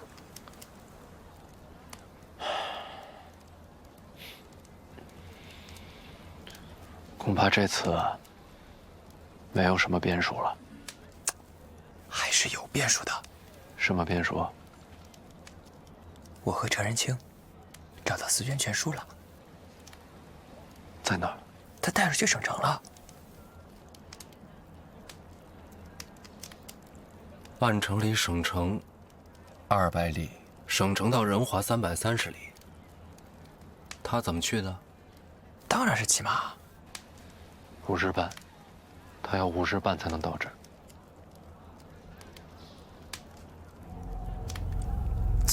怎么能是5时半？怎么又多了半天啊？罗老师，你再好好算算，陈仁清他不可能骗我的呀。速度不可能加快，脚程也不可能缩短。唉，平日里总叫你多做些脚程题，你若是听了，就不会算错了。5时半。这个来不及了呀！应召。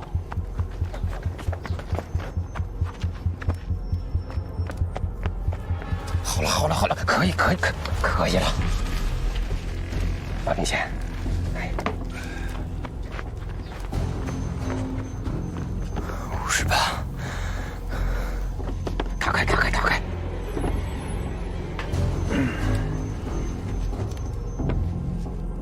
今有仁华县人士帅家墨、封宝玉，将不干己事情，以人丁思娟之由捏造写词，欺众罔利，蛊惑民心，专为犯上作乱之见。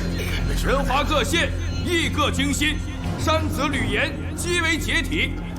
今为平乱局，以安民心，将帅封2首恶，枭首示众。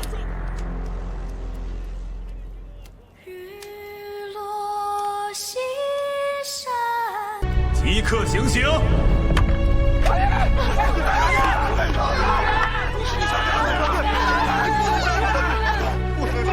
以匹夫臣万神之满，以一朝而反100年之恶。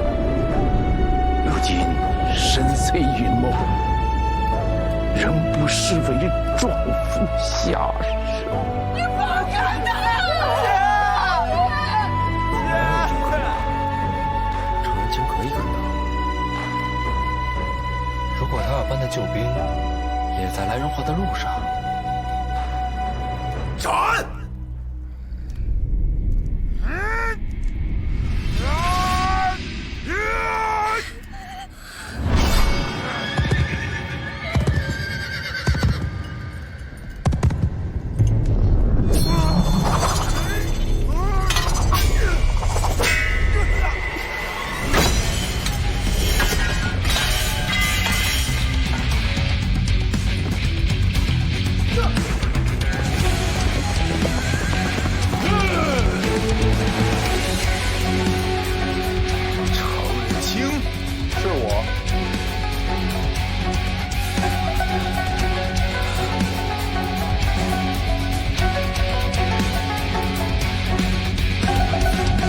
马秉宪，我这银枪投壶之计，较之当初如何呀？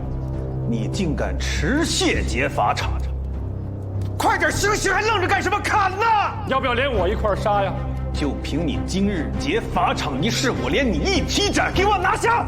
奉行巡抚，右副都御史李世达到。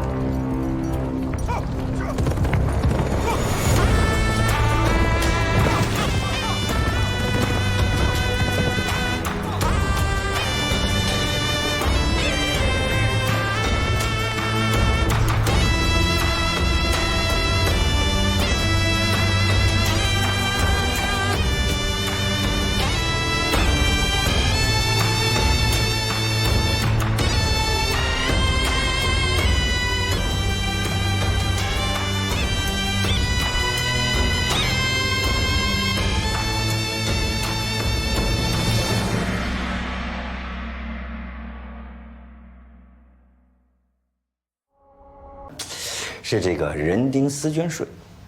说到这个税目啊，跟我还是很有渊源的。我记得我在吏部主事的时候，跟范老联手，在仁华做过一个案子。知道我们二位是做什么的吗？不知。本官是负责摩勘、审计奉兴诸府财货支出、税赋田亩的。这位是吏部负责吏治廉洁的主事。参见李主事。参见范昭模。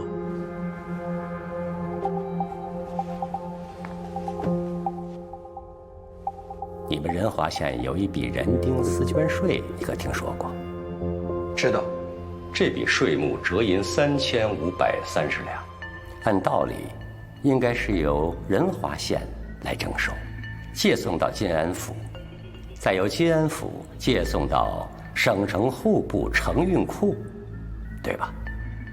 对。不过，仁华县是副郭县，库房是县府共用，所以从仁华县借送到晋安府的这个手续呢，只是在文书上走了一下，实物呢，并不离库，所以就无需盘库清点。如果有人想中饱私囊的话，就在这个节点上一纸文书，就可以把银子挪出去。不知二位想问些什么呢？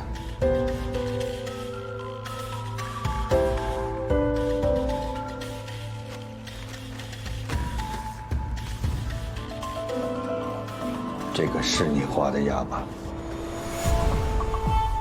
利用你工作之便，挪走了库银3530两，大手笔啊！你好大的胆子！这个押确实是我画的，可是这个真的是用于修缮之初啊！何为修缮银呢？修缮银是为了修缮田池用的。可实际上，是为县中那些大户丈量田亩、缩减面积收取的一些辛苦钱。你还想狡辩？范老，咱不要急啊！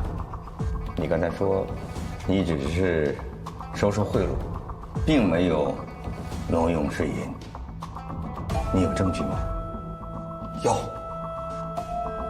我有，请给我几天时间。这个问斩的人姓帅吧？和这个帅敦成没有关系，没有关系。他是帅敦成的儿子啊，家风使然，恶习不改，是吗？你是那个后方长案吧？是。就是在下当年举报的此案。哎呦，李巡抚好记性啊！这个案子疑点不多呀。哎呀，当时帅敦成说呀，他说此案另有隐情，我就放他回去了，准备好这个证据。没成想啊，过了几天，他畏罪自杀了，使得此案无疾而终啊！哎呀，李巡抚为一介罪民记到20年之后，他九泉之下，他都知足啊！哎呀，别提了，哎，本官呐，这一辈子破了不少案子，就这一个案子有始无终啊，所以一直耿耿于怀呀。是，那所以呢，今天咱们这个行刑呢，就暂且停一下啊。李巡抚，本官要会官合议。下官以为，眼下如若放任乱民包围县城不散，只怕会生祸患。是，这个很简单嘛，去跟他们说，让他们每个县选几个代表来，在一旁旁听便是。李巡抚，这真不行啊！哎呀，对于乱民呐，不可一味的屈从，不可一味的弹压，只要让他们清楚的知道，官府处理问题是有诚意的啊，他们自然就静下来了啊。李巡抚啊，哎呀，这些官，你们2个是做父母官的吧？总不能让我来教你们吧？啊？你知道李世达为什么来仁华吗？他不是来替我们主持公道的吗？错，啊，到了这个级别的官员，对错对他们来说根本就不重要，重要的是，谁能给他带来的好处更大。我们的圣机呢，不是要给他讲明白一个道理，而是要向他证明我们更有价值。做到了，我们就能赢；做不到，他会毫不犹豫地把我们舍弃掉。啊，这么难啊？那还不如一开始一刀就解决我了呢。明天你们2个啊，尤其是你帅家墨，千万不要执着于人丁丝绢税的那些细账。那我们说什么？我这次之所以博到这个机会呢，是因为我向李巡抚献上了那本丝绢全书，让他知道了咱们金安引田的问题是有多严重。所以，明天我们一定要死死咬住清账土地这一点，大做文章。这个才是巡抚最关心的事儿。2者都是错误，有什么分别？不一样。以征人丁丝绢，无非是从哪个县的百姓手里收税，这个对巡抚来说都是一样的。单搞缩省引田，这个是从朝廷的手里偷银钱。如今张首府变法在即，这个是最敏感的丝绢。哦，你这么一说，我一下就明白了。你们这是为了百姓请命，为朝廷排忧，此乃无可辩驳之大义。明天到了大堂之上，千万不要搞错了重点。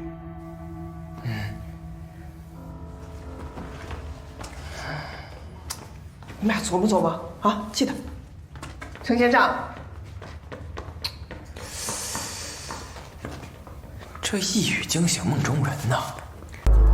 今日汤审，众百姓代表，还有各地方来的乡贤俱在。按理说呀，皇权不下县。不过，兹事体大，我和范老又是旧识，所以请诸位来作为旁听，共议此案。哦，对了，这个成人清也是我叫来的，帮着大家梳理梳理案情啊。大家都坐下吧。谢谢大人。走吧。诸位请看啊，我意外的得到了一本丝绢全书，乃是20年前死去的帅敦成所著，上面所载所记，着实骇人听闻呐。什么东西？范老，要不您先翻一翻。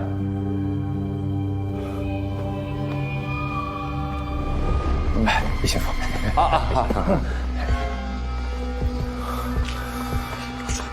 李巡抚，这书是？爸，这书上记录的是帅端城20年前的一份土地交易明细所记的这个田亩买卖啊，真实面积和登记的面积大相径庭，全都存在着所省引田的勾当。20年，那就是嘉靖38年，这可是两帝之前的旧事了，今日何必拿出来重提啊？毛知县，您是父母官吧？这道理难道还不明白吗？隐匿田地跟其他案子不一样，你杀人放火做过就算了，损失到此为止。但是隐匿田地，那可是每年实实在在的从朝廷手里偷银钱，一偷就是20年，那得多少钱啊？危言耸听！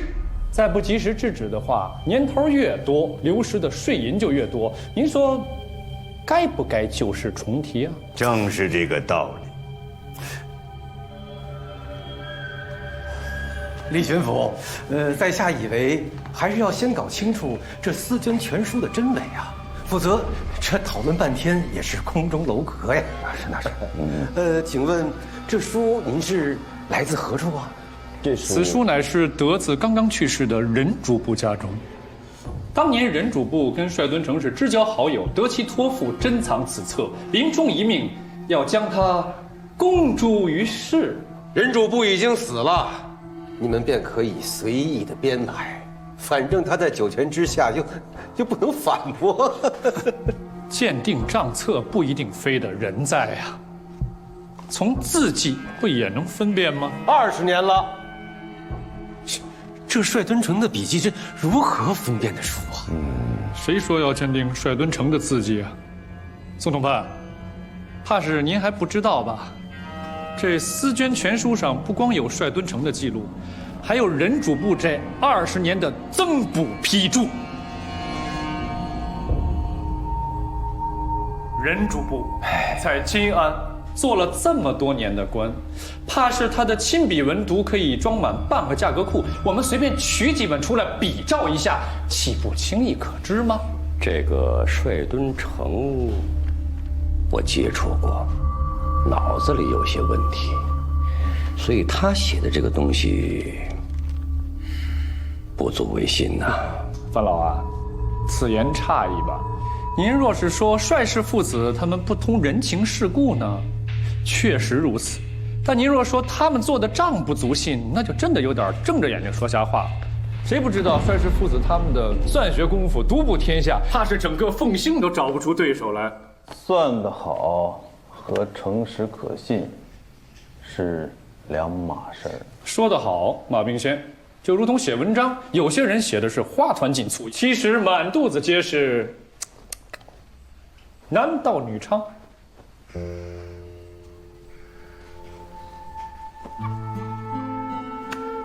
诚如你所言，就算是帅敦成亲笔所写，也未必是真，许是构陷。构陷，好吧。其实这件事儿呢，很容易查验。你要如何验证？范老，借私捐全书一用。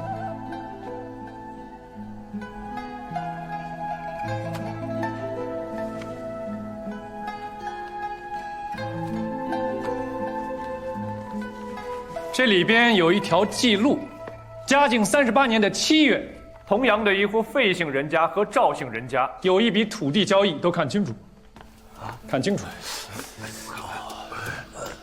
当时负责账地的便是帅敦成，他实际册的土地是120亩，但是因为收了修缮银，所以他在省尺上做了手脚，最后在榆林图册上的登记仅为110亩，交易金额600两。这又如何？金安府的所有土地交易需缴契税，官府要在地契上加盖大印，谓之红契。方知县，价格库近在咫尺，可否差人去把当年的契税记录和榆林图册拿来，咱们查验一下呀？李巡抚，本官已都备好，是否可以呈上来？哎呀，呈上来吧，呈上来吧。呈上来。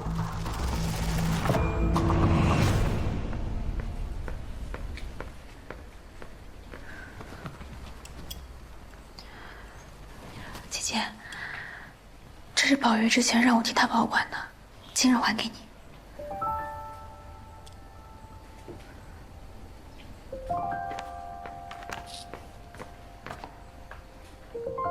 既然他留在你这儿，你就继续保管吧。110亩，600两，7月，600两，还是得看一下，来，600两。费姓、赵姓，数目全都对得上啊！这又能说明什么？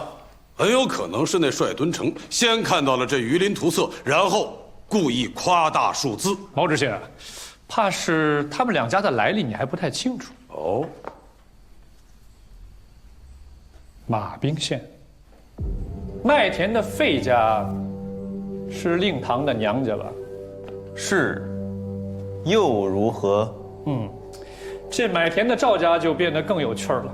户主叫赵秉信，此人籍籍无名，但是若说起他的叔叔，相信在座的诸位都应该是耳熟能详的。他便是闻名奉行的经学名家赵浩古。你这东拉西扯的，到底要说些什么？少安勿躁，少安勿躁。刚刚都记住了吧？这笔土地交易是嘉靖38年的7月，那么嘉靖38年的8月。也就是下一个月，发生了什么事儿呢？哦，是几位科的秋闱乡试。正是大比之年。哎，而奉兴乡试的主考官，正是这个赵浩古。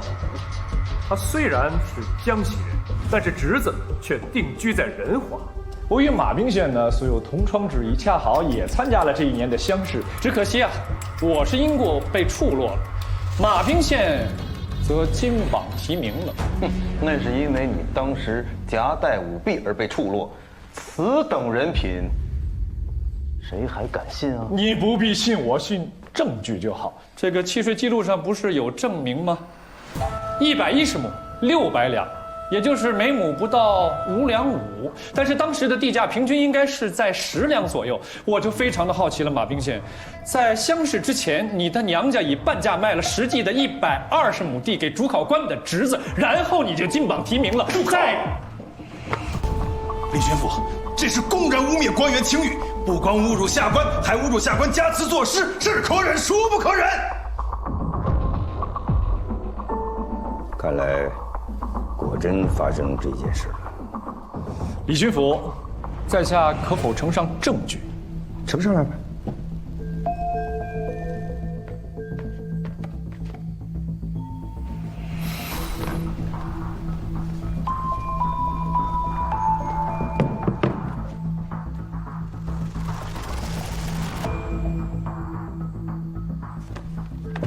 李巡抚。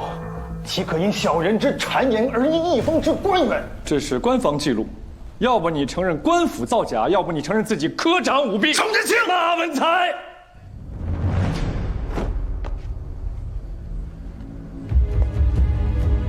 想清楚了再回答。这2份文书得收起来，留为证据。马文才。这事关奉兴士林清誉，我要上报朝廷，你得做个准备。当今张首富最关注的就是伦才大典，由不得半点瑕疵。你是2甲进士，如果真的有舞弊行为的话，那可是惊天动地的大罪。3足不保。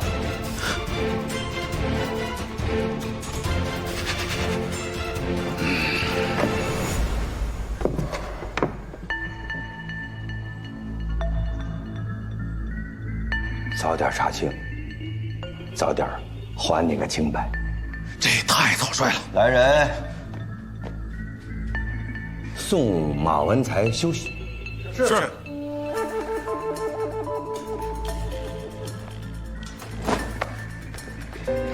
马文才，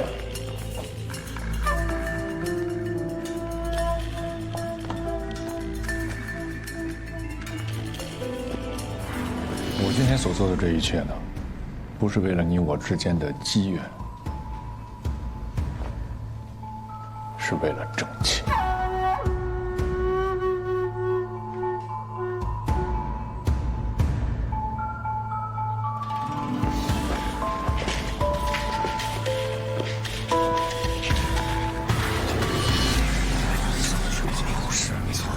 宋同判，你有话说呀？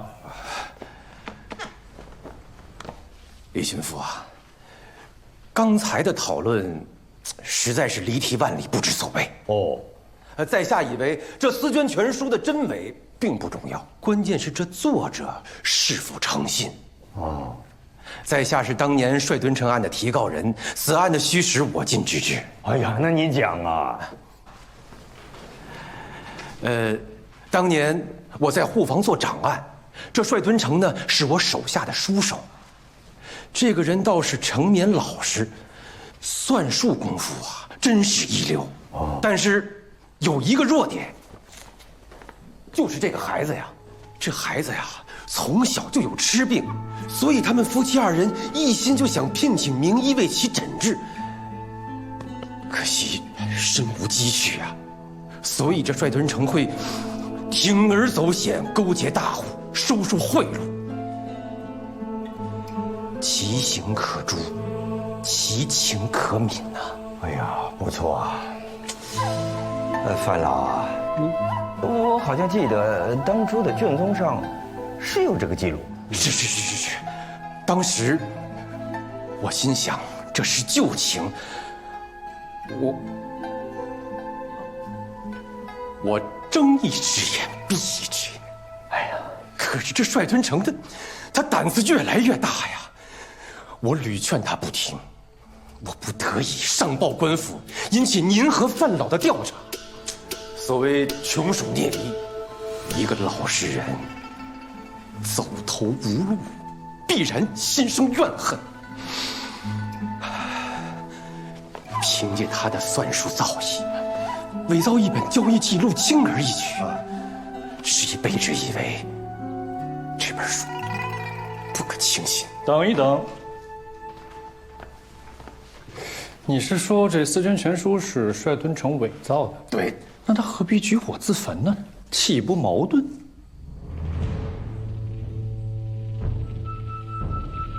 李巡抚，当时帅敦城是不是跟您承诺过，取了证据便会自首？但他突然身死，这其中必有蹊跷吧？我对此也是一直不解呀。更何况他们如此疼爱幼子，怎么可能舍得双双自尽，忍心留着一个幼子孤独一人吗？心中有鬼的犯人，他所有的行为就会自相矛盾，有时候他会一时激愤上头，就考虑不了这么周全的。任主簿呢，除了留下了《思捐全书》，还留下了一笔当年的仵作记录。这记录上写明，帅敦城、柳月娥夫妻两个的遗体口中无灰，说明不是死在火场，而是死了之后被留在火场。这是不是被奸人所害？牵强附会，他夫妻二人先是喝酒，酒醉之后被烧死，这并不奇怪。哎，你怎么知道他们二人喝过酒？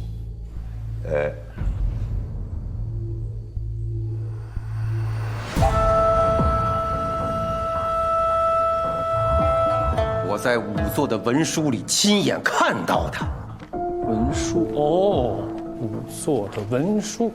范老，您看，文书，看清楚了？文书，来，都看清楚。李巡抚，请过目。宋同判。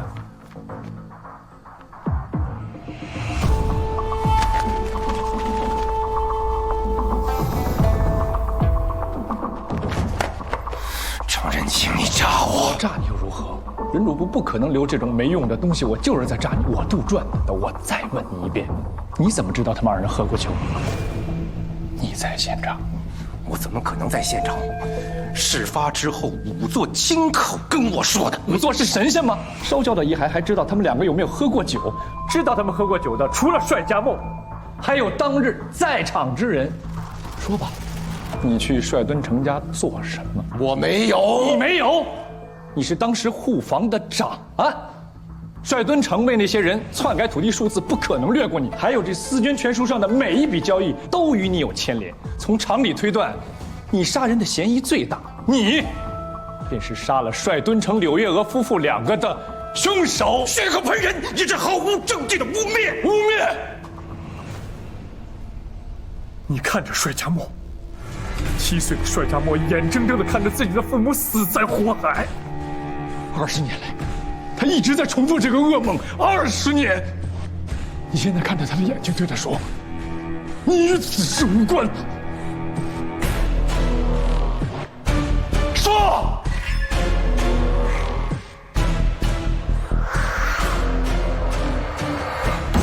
敦成啊，我准备再送你一桩富贵。你精通数理，既然能毫无破绽的丈量，你便自己在这价格库的榆林册上滴水不漏的开吧。长安，哎，我重要东西啊还在2楼。来，随我来。哎，长安，长安。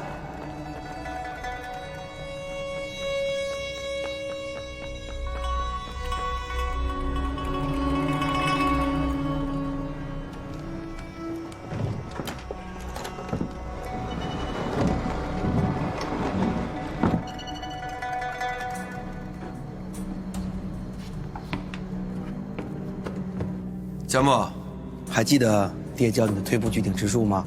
给爹背一遍。错的。错的？哪儿错了？你今天在价格库写的数字是错的。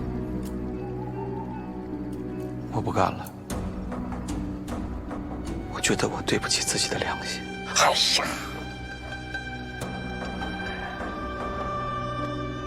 我最近查阅账本。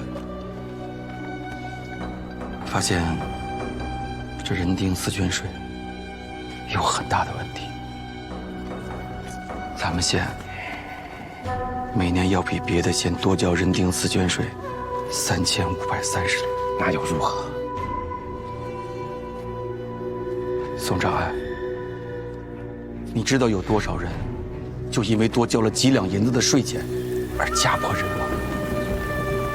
这大灾之年，那马家范家的土豪乡绅，不想着救济乡民，反而贱价购地，这是把人在往死里逼呀！莫名其妙。这人丁4捐与我们有何干呢？怎么没干？富裕田产，这你知道。那些乡绅把税款看得轻如鸿毛，就是因为你让我给他们干的那些缩生账地、隐瞒田产的勾当。行了，别给我扯些有的没的。帅敦城要如何你要如何。这条船你上了，钱你收了，现在想脱身，你完了。你难道不想给你这个傻儿子看病了啊？你难道想养他一辈子不成吗？养他一辈子又有何难？家墨不傻，只是不通人情罢了。我好过他爹，受了这不义之子，终日惶惶不安。银子你拿走，还是在这张票上留个画押。走的是府里的修缮银，没有问题。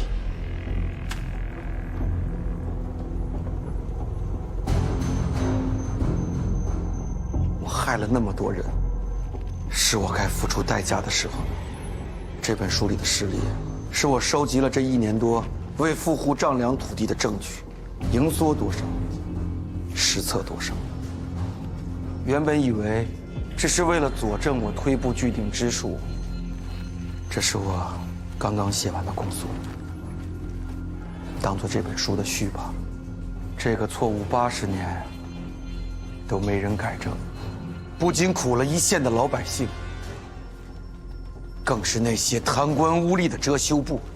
今天，我就要用这本书，让世人看看，大明这袭锦袍之下，又是什么样的魑魅魍魉。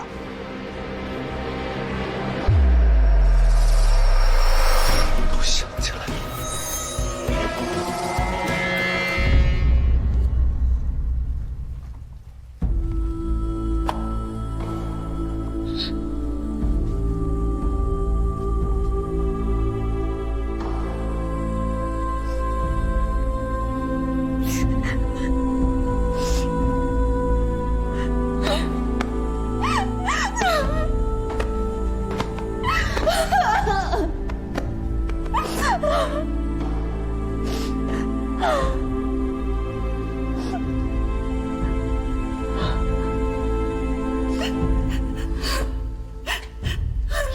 爹，3530是什么意思？记住这个数字，爹一生的功过都在这里了。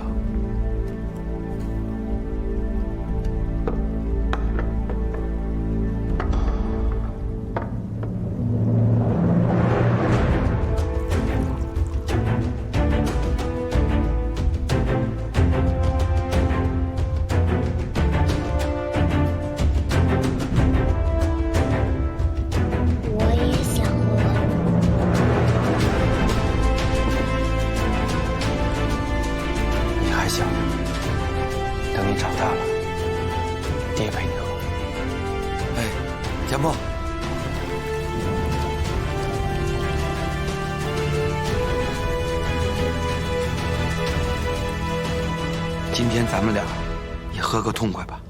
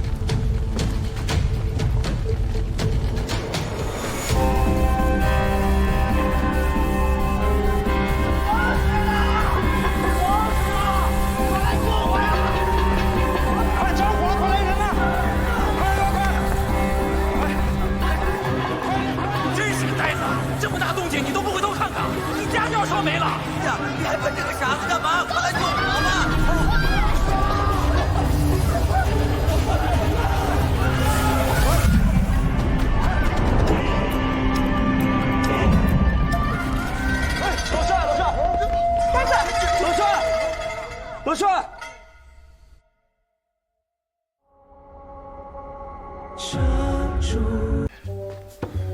方知县，郎中都备好了。范老，诸位有所不知啊，上一回庭审，帅家墨就晕倒过。哎呀，本官真是内心着实的担忧啊，所以我就提前备上了。怎么样啊？回禀巡抚大人，帅家墨并无大碍，还是玉气陡毙，到阴凉处休息一下就好了。啊，把他扶起来吧，找个阴凉的地方让他歇一会儿啊！快！哎，快！哎，刚才议到哪儿了？继续。宋人，我查过文卷，你是个举人出身，却未能更进一步，只落得做了个长案，仕途无望，你心中必然愤愤不平，对不对？你这种人，没了前途便只能惦记前途。你发现引田逆田实在是桩好生意，便教唆帅敦成从中做手脚，你坐收巨利，对不对？帅敦成品性高洁，不愿与你同流合污，你担心事情败露，便栽赃他侵吞了人丁私捐，然后再杀他灭口，对不对？不对，帅敦成品性高洁个屁！是他先要挟我的，我能有什么办法？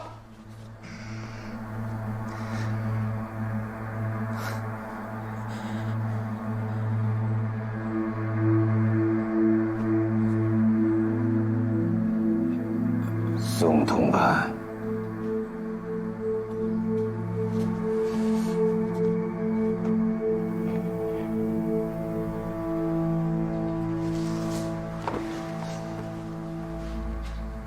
绝无此事。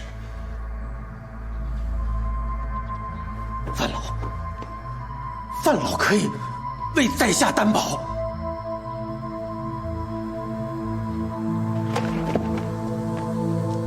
林巡抚，这小小的壮士扰乱公堂，须以杖刑，否则有辱堂威啊！小人甘愿受罚。哎，你违规了啊！你可怨不着我，啊！来人呐，给我插出去，杖责时下，以儆效尤。是，我自己去。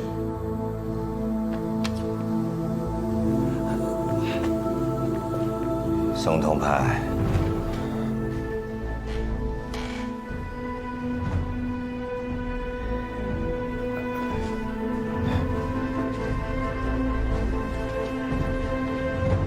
宋同派，这都是陈年旧案了啊！我也不能仅凭一句话就定你的罪呀。不过，为了避嫌，你也可以下去了。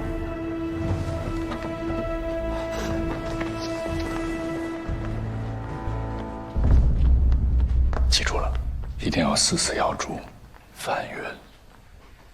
我不行啊，我没你的能力。不行也得行，不考你，考算呆子了。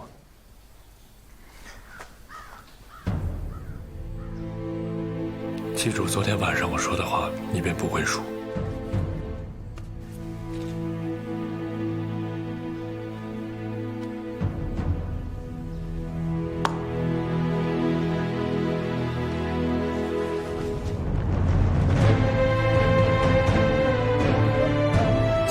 何意？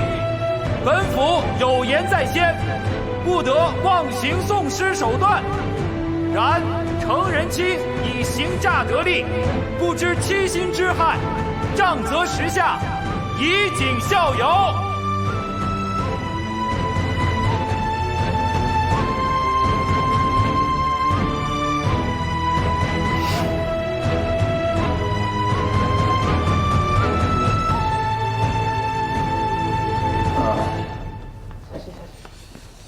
慢点。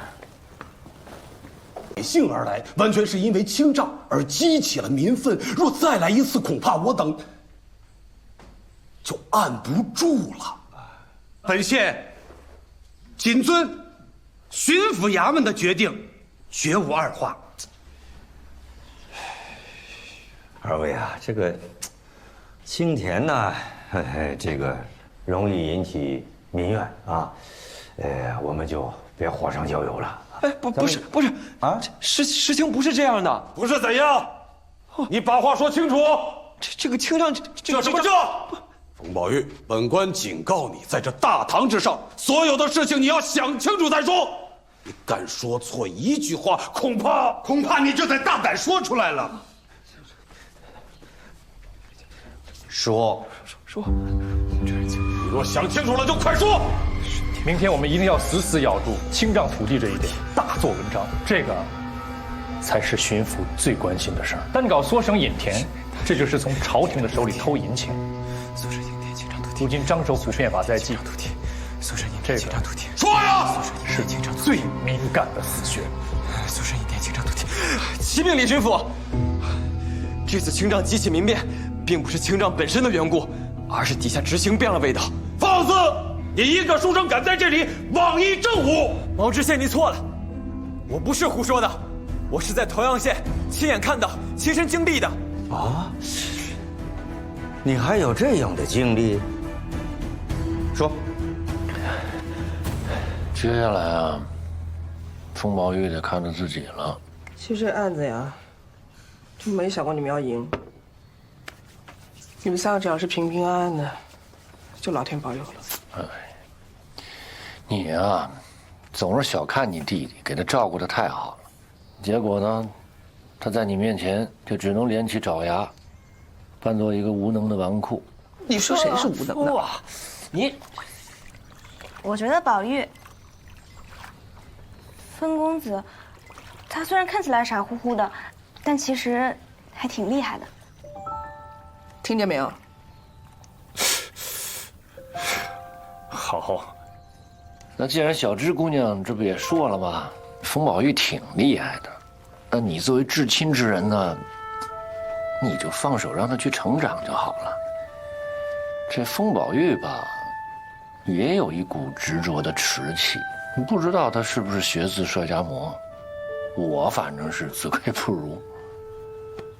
陈氏妇女的遭遇在同阳各处反复发生着，乡绅忙于兼并土地，小吏忙于欺压良民，官员忙于明哲保身，彼此勾连，沆瀣一气。再英明的举措，让他们执行下去也会荒腔走板，这才是真正的症结所在啊！你这是要指责全金安府的官员吗？邓知县和任主簿是投鼠忌器，而你毛知县，那就是同流合污。这次民变，本就是你等纵容小吏，好好的竟被歪嘴的和尚唱歪，这锅还要扣在我跟老帅头上。帅氏父子不过是想要挑拨真相，却被你们联手打压，甚至豢养杀手，戕害性命。荒唐，太荒唐了！这大家都知道，贫富无定势，田宅无定主。这两厢情愿的买卖，怎么到你嘴里就成了罪过了？你哪里看得出来是两厢情愿呀，毛潘凤？李巡抚，仁华阁用于缴税的土地已不足20年前的70%。毛知县，你来说一说这些土地都去了哪里？先是被乡绅们巧取豪夺，从农民手里抢到自己手里，然后勾结官吏篡改鱼鳞图册，把土地隐藏起来，避开朝廷征税。那私捐学术，那岂不就是明证吗？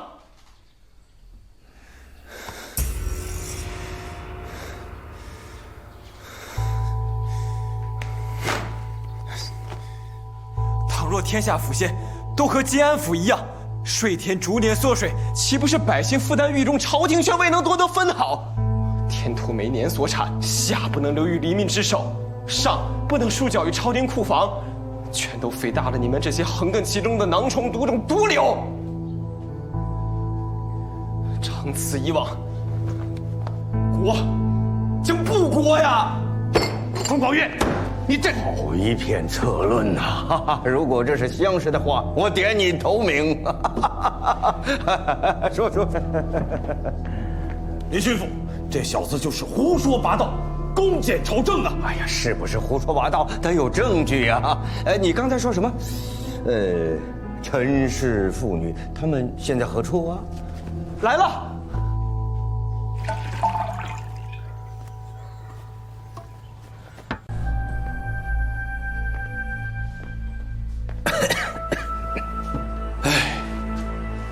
看来还是骗人的把戏呀！既然没有人证，李巡抚，我看可以尽快结案。我也是同阳县的，这位封先生所说句句属实。那些仗田的蓄吏们，就是这样欺负我们老百姓的。我愿作证，我也愿意作证，我也可以作证，我愿意作证，我愿意。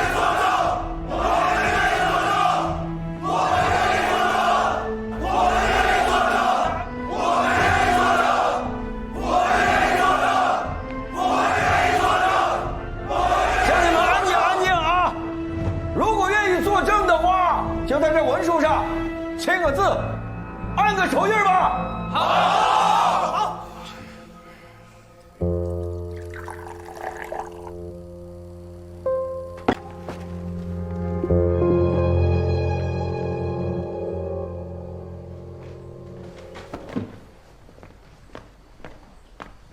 巡抚啊，这封宝玉的胡言乱语，大多都是极端的个例，要么就是空口无凭啊。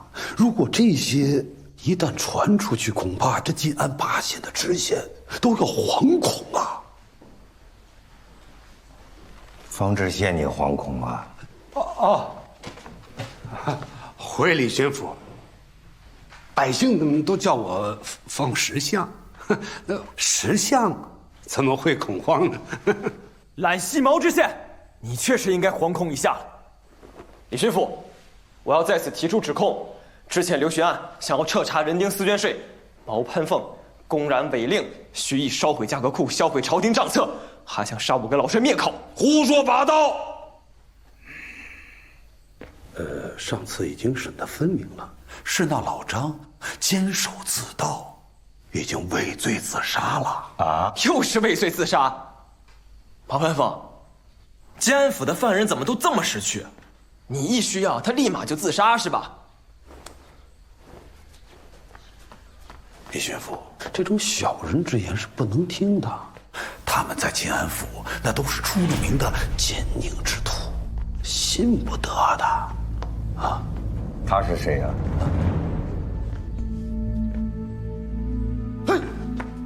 你不是已经死了吗？哼，这还要拜方知县妙手回春。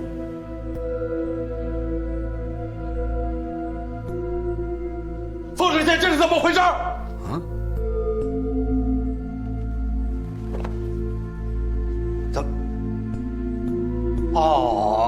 他呀，这个老厉呀，他在我的监狱里悬梁自尽了。哎，结果他只是背过气去了。当晚仵作回报说他突然又喘过气儿了。你说真是侥幸啊，命大。为何不说呀？啊？为何不说呀？说？向谁说呀？啊？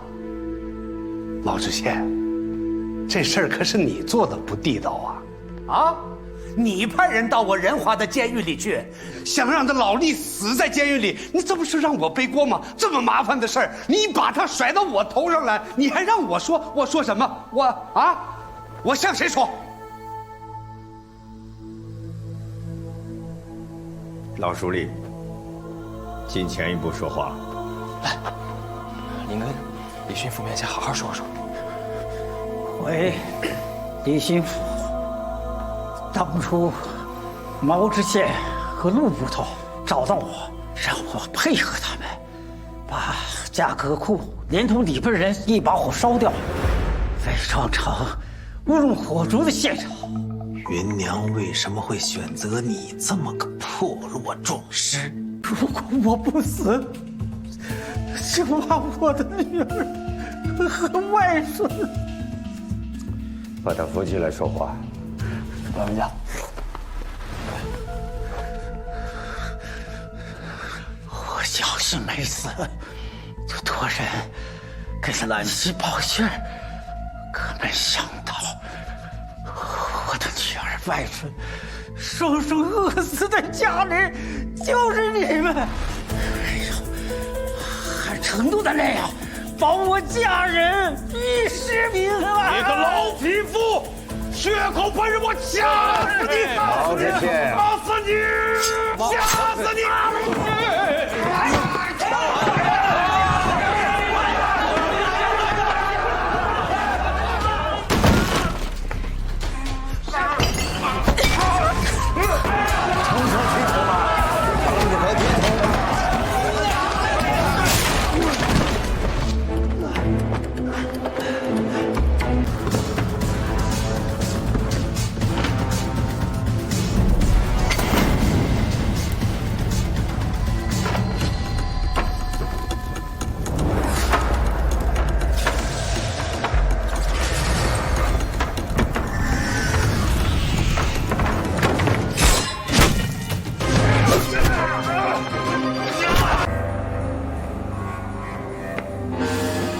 范明把那本书给烧了，血口喷人！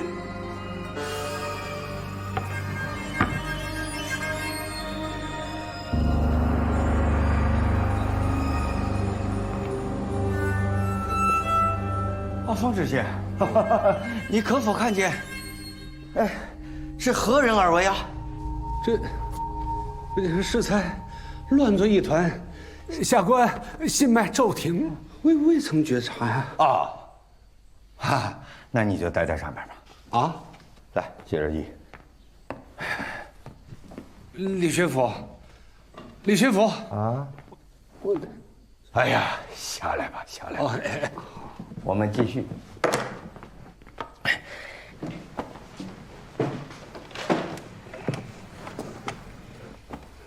接着一，接着一。启禀李巡抚，现在事实已经很明显了。20年前，宋人收取乡绅贿赂，灭口帅登城掩盖真相。马文才家里转售土地，科举舞弊。20年后，黄知府跟刘玄安想要彻查此事，却被那个毛攀凤湮灭证据在先，挑唆民众在后。种种迹象表明，晋安府积弊已深，改正势在必行。这一切，皆源自于帅家莫提告人定思捐之故。他无过有功，还望巡抚明察。清理低弊，的确是朝廷这2年的想法。可是你能有什么想法呢？清整仁华土地，重定人丁思捐税。好一篇策论！你有什么可说的？冯宝玉，老夫建的学堂你不曾上过吗？高堂之上，竟敢如此无礼！那不过是你们赚取民望的手段罢了，和你们贪得的利益相比，那不过是9牛1毛。你们就是指你们范家，思捐权术的一半都跟你们范家有关，他才是真正的幕后黑手。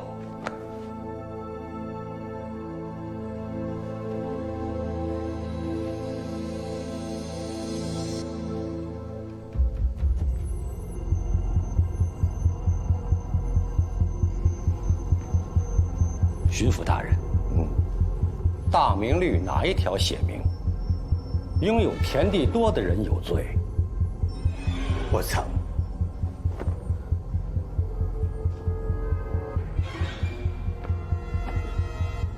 老夫名下的田产是多了一些，那都是诚实经营所得，勤勉致富，难道有罪吗？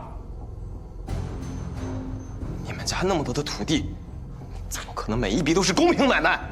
哼！凤兴松江、徐杰、徐阁老家有多少土地，你知道吗？我告诉你，24万亩。你要是有本事，你到徐老府上跟他说，你刚才不是说有钱的士绅都是毒瘤吗？难道徐老是最大的毒瘤吗？范老，今天所议乃金安的政务，不涉其他呀。不，这是一回事。嘉兴袁家用田20万亩，钱塘许家18万亩，余姚余家17万亩，整个江南豪门近身，比比皆是。你读了这么多年圣贤书，竟如此离经叛道，难道你想跟江南所有的士林对敌吗？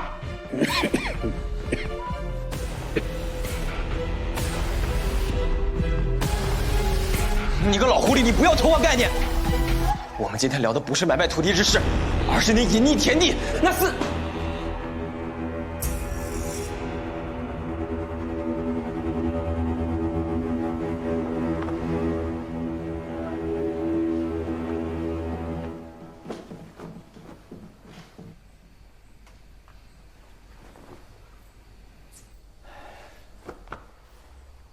本官以为，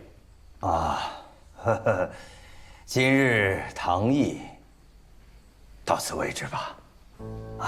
大家请回吧。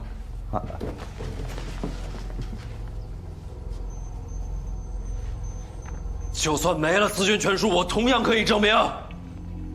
等等。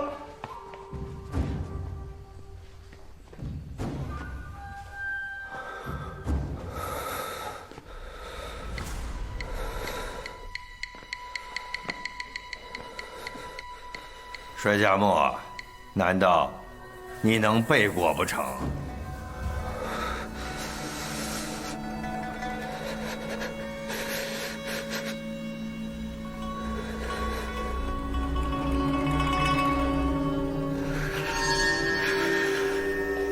我从未看过，又如何背得住？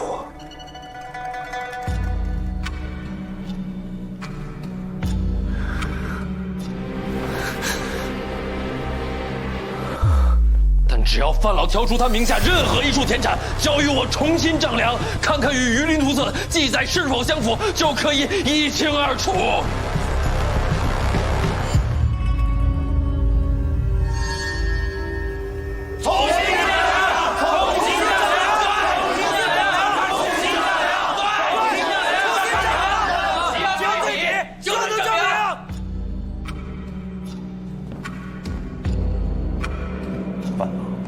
此时民意最重，不如答应他。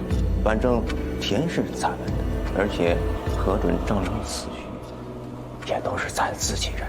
咱们就给他那块最要的田，晾到帅家墨也挣不出个究竟来。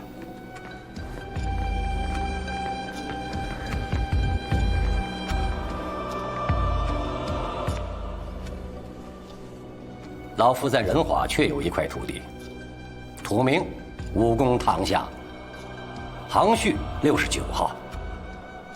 老夫想用这样的方法来证明自己的清白。倘若帅家墨凭空诬陷，望大人严惩。这您放心，我一定是秉公办事，严惩不贷。帅家墨，你可要想清楚了。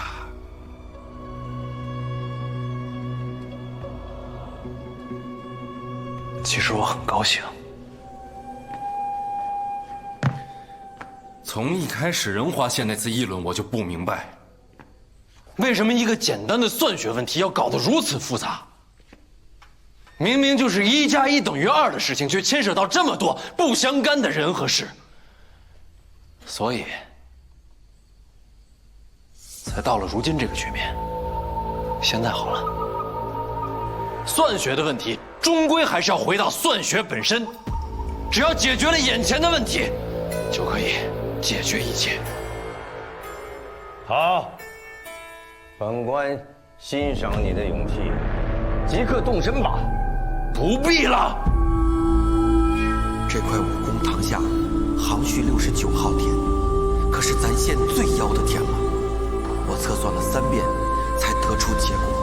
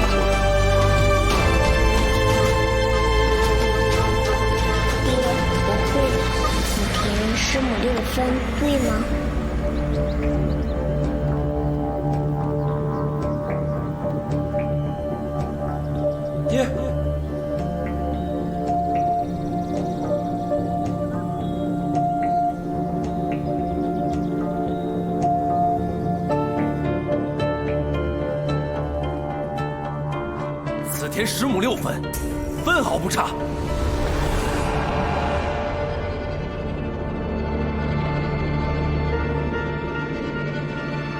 荒谬！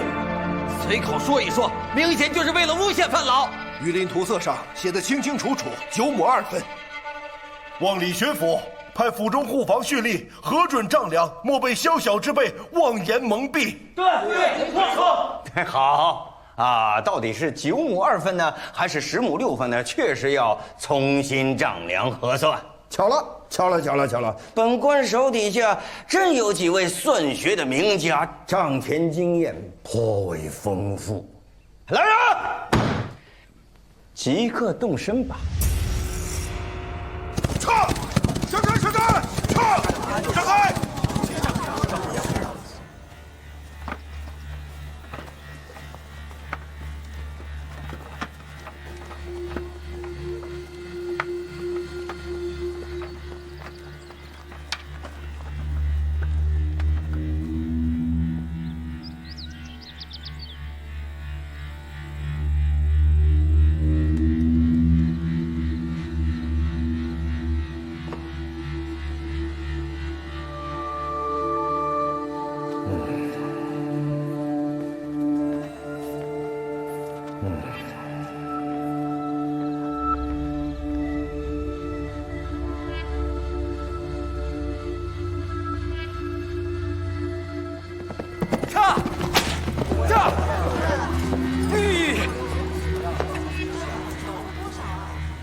闪开！撤！闪开！闪开！回来了。结果，回禀巡抚，土明武功堂下行字69号土地丈量结果是10亩6分。嘿，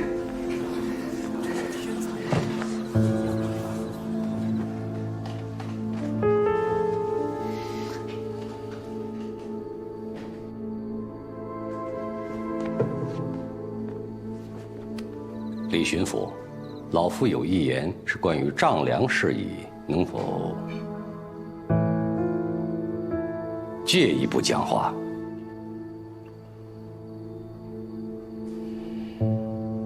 范老，本官是看在你我有旧日的份上，来听你一言。你还有什么辩解啊？我没有什么辩解。我相信您不会偏袒任何一方。我知道您最关心的是上京之时能否完成丈量事宜。难道您没有看到民报之后那2位官吏的下场吗？您上京的时候怎么跟张首府交代，怎么跟圣上交代？朝廷要的是典型，您要的是结果。我会给您一个圆满的结果。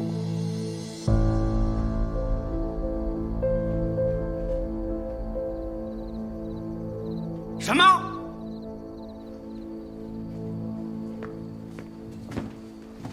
又怎么了？你说几日能确保清账完仁华所有的土地？10日。10日。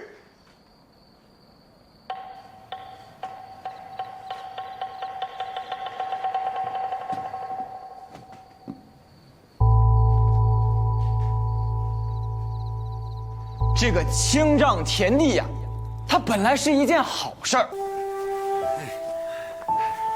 喝口水呀，东吴。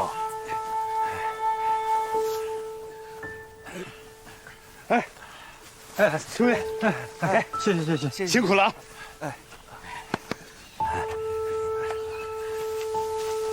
我就赔一瓶，喝口水。谢谢。来，喝口水。千千经纬以衡量，再点原初标不长，田行取顶分别数，再算推步知地方，妙也，妙也。来，百姓们过来了啊！给大家讲个好消息啊！好消息。以后咱们县税收下调了，不用再交那么多税了。您回到监视马文才，陕西知县毛攀凤，金安府通判宋仁，以治局舞弊、贪赌贿赂、煽动民变、戕害人命等罪，交督察院议罪。陆飞龙助纣为虐，残害乡里，处3000里口外充军。本院以隐匿土地数额巨大，田产一律充公。自即日起，人丁私捐税只需仁华县缴纳1000两，其余2530两由范渊充公田产填补。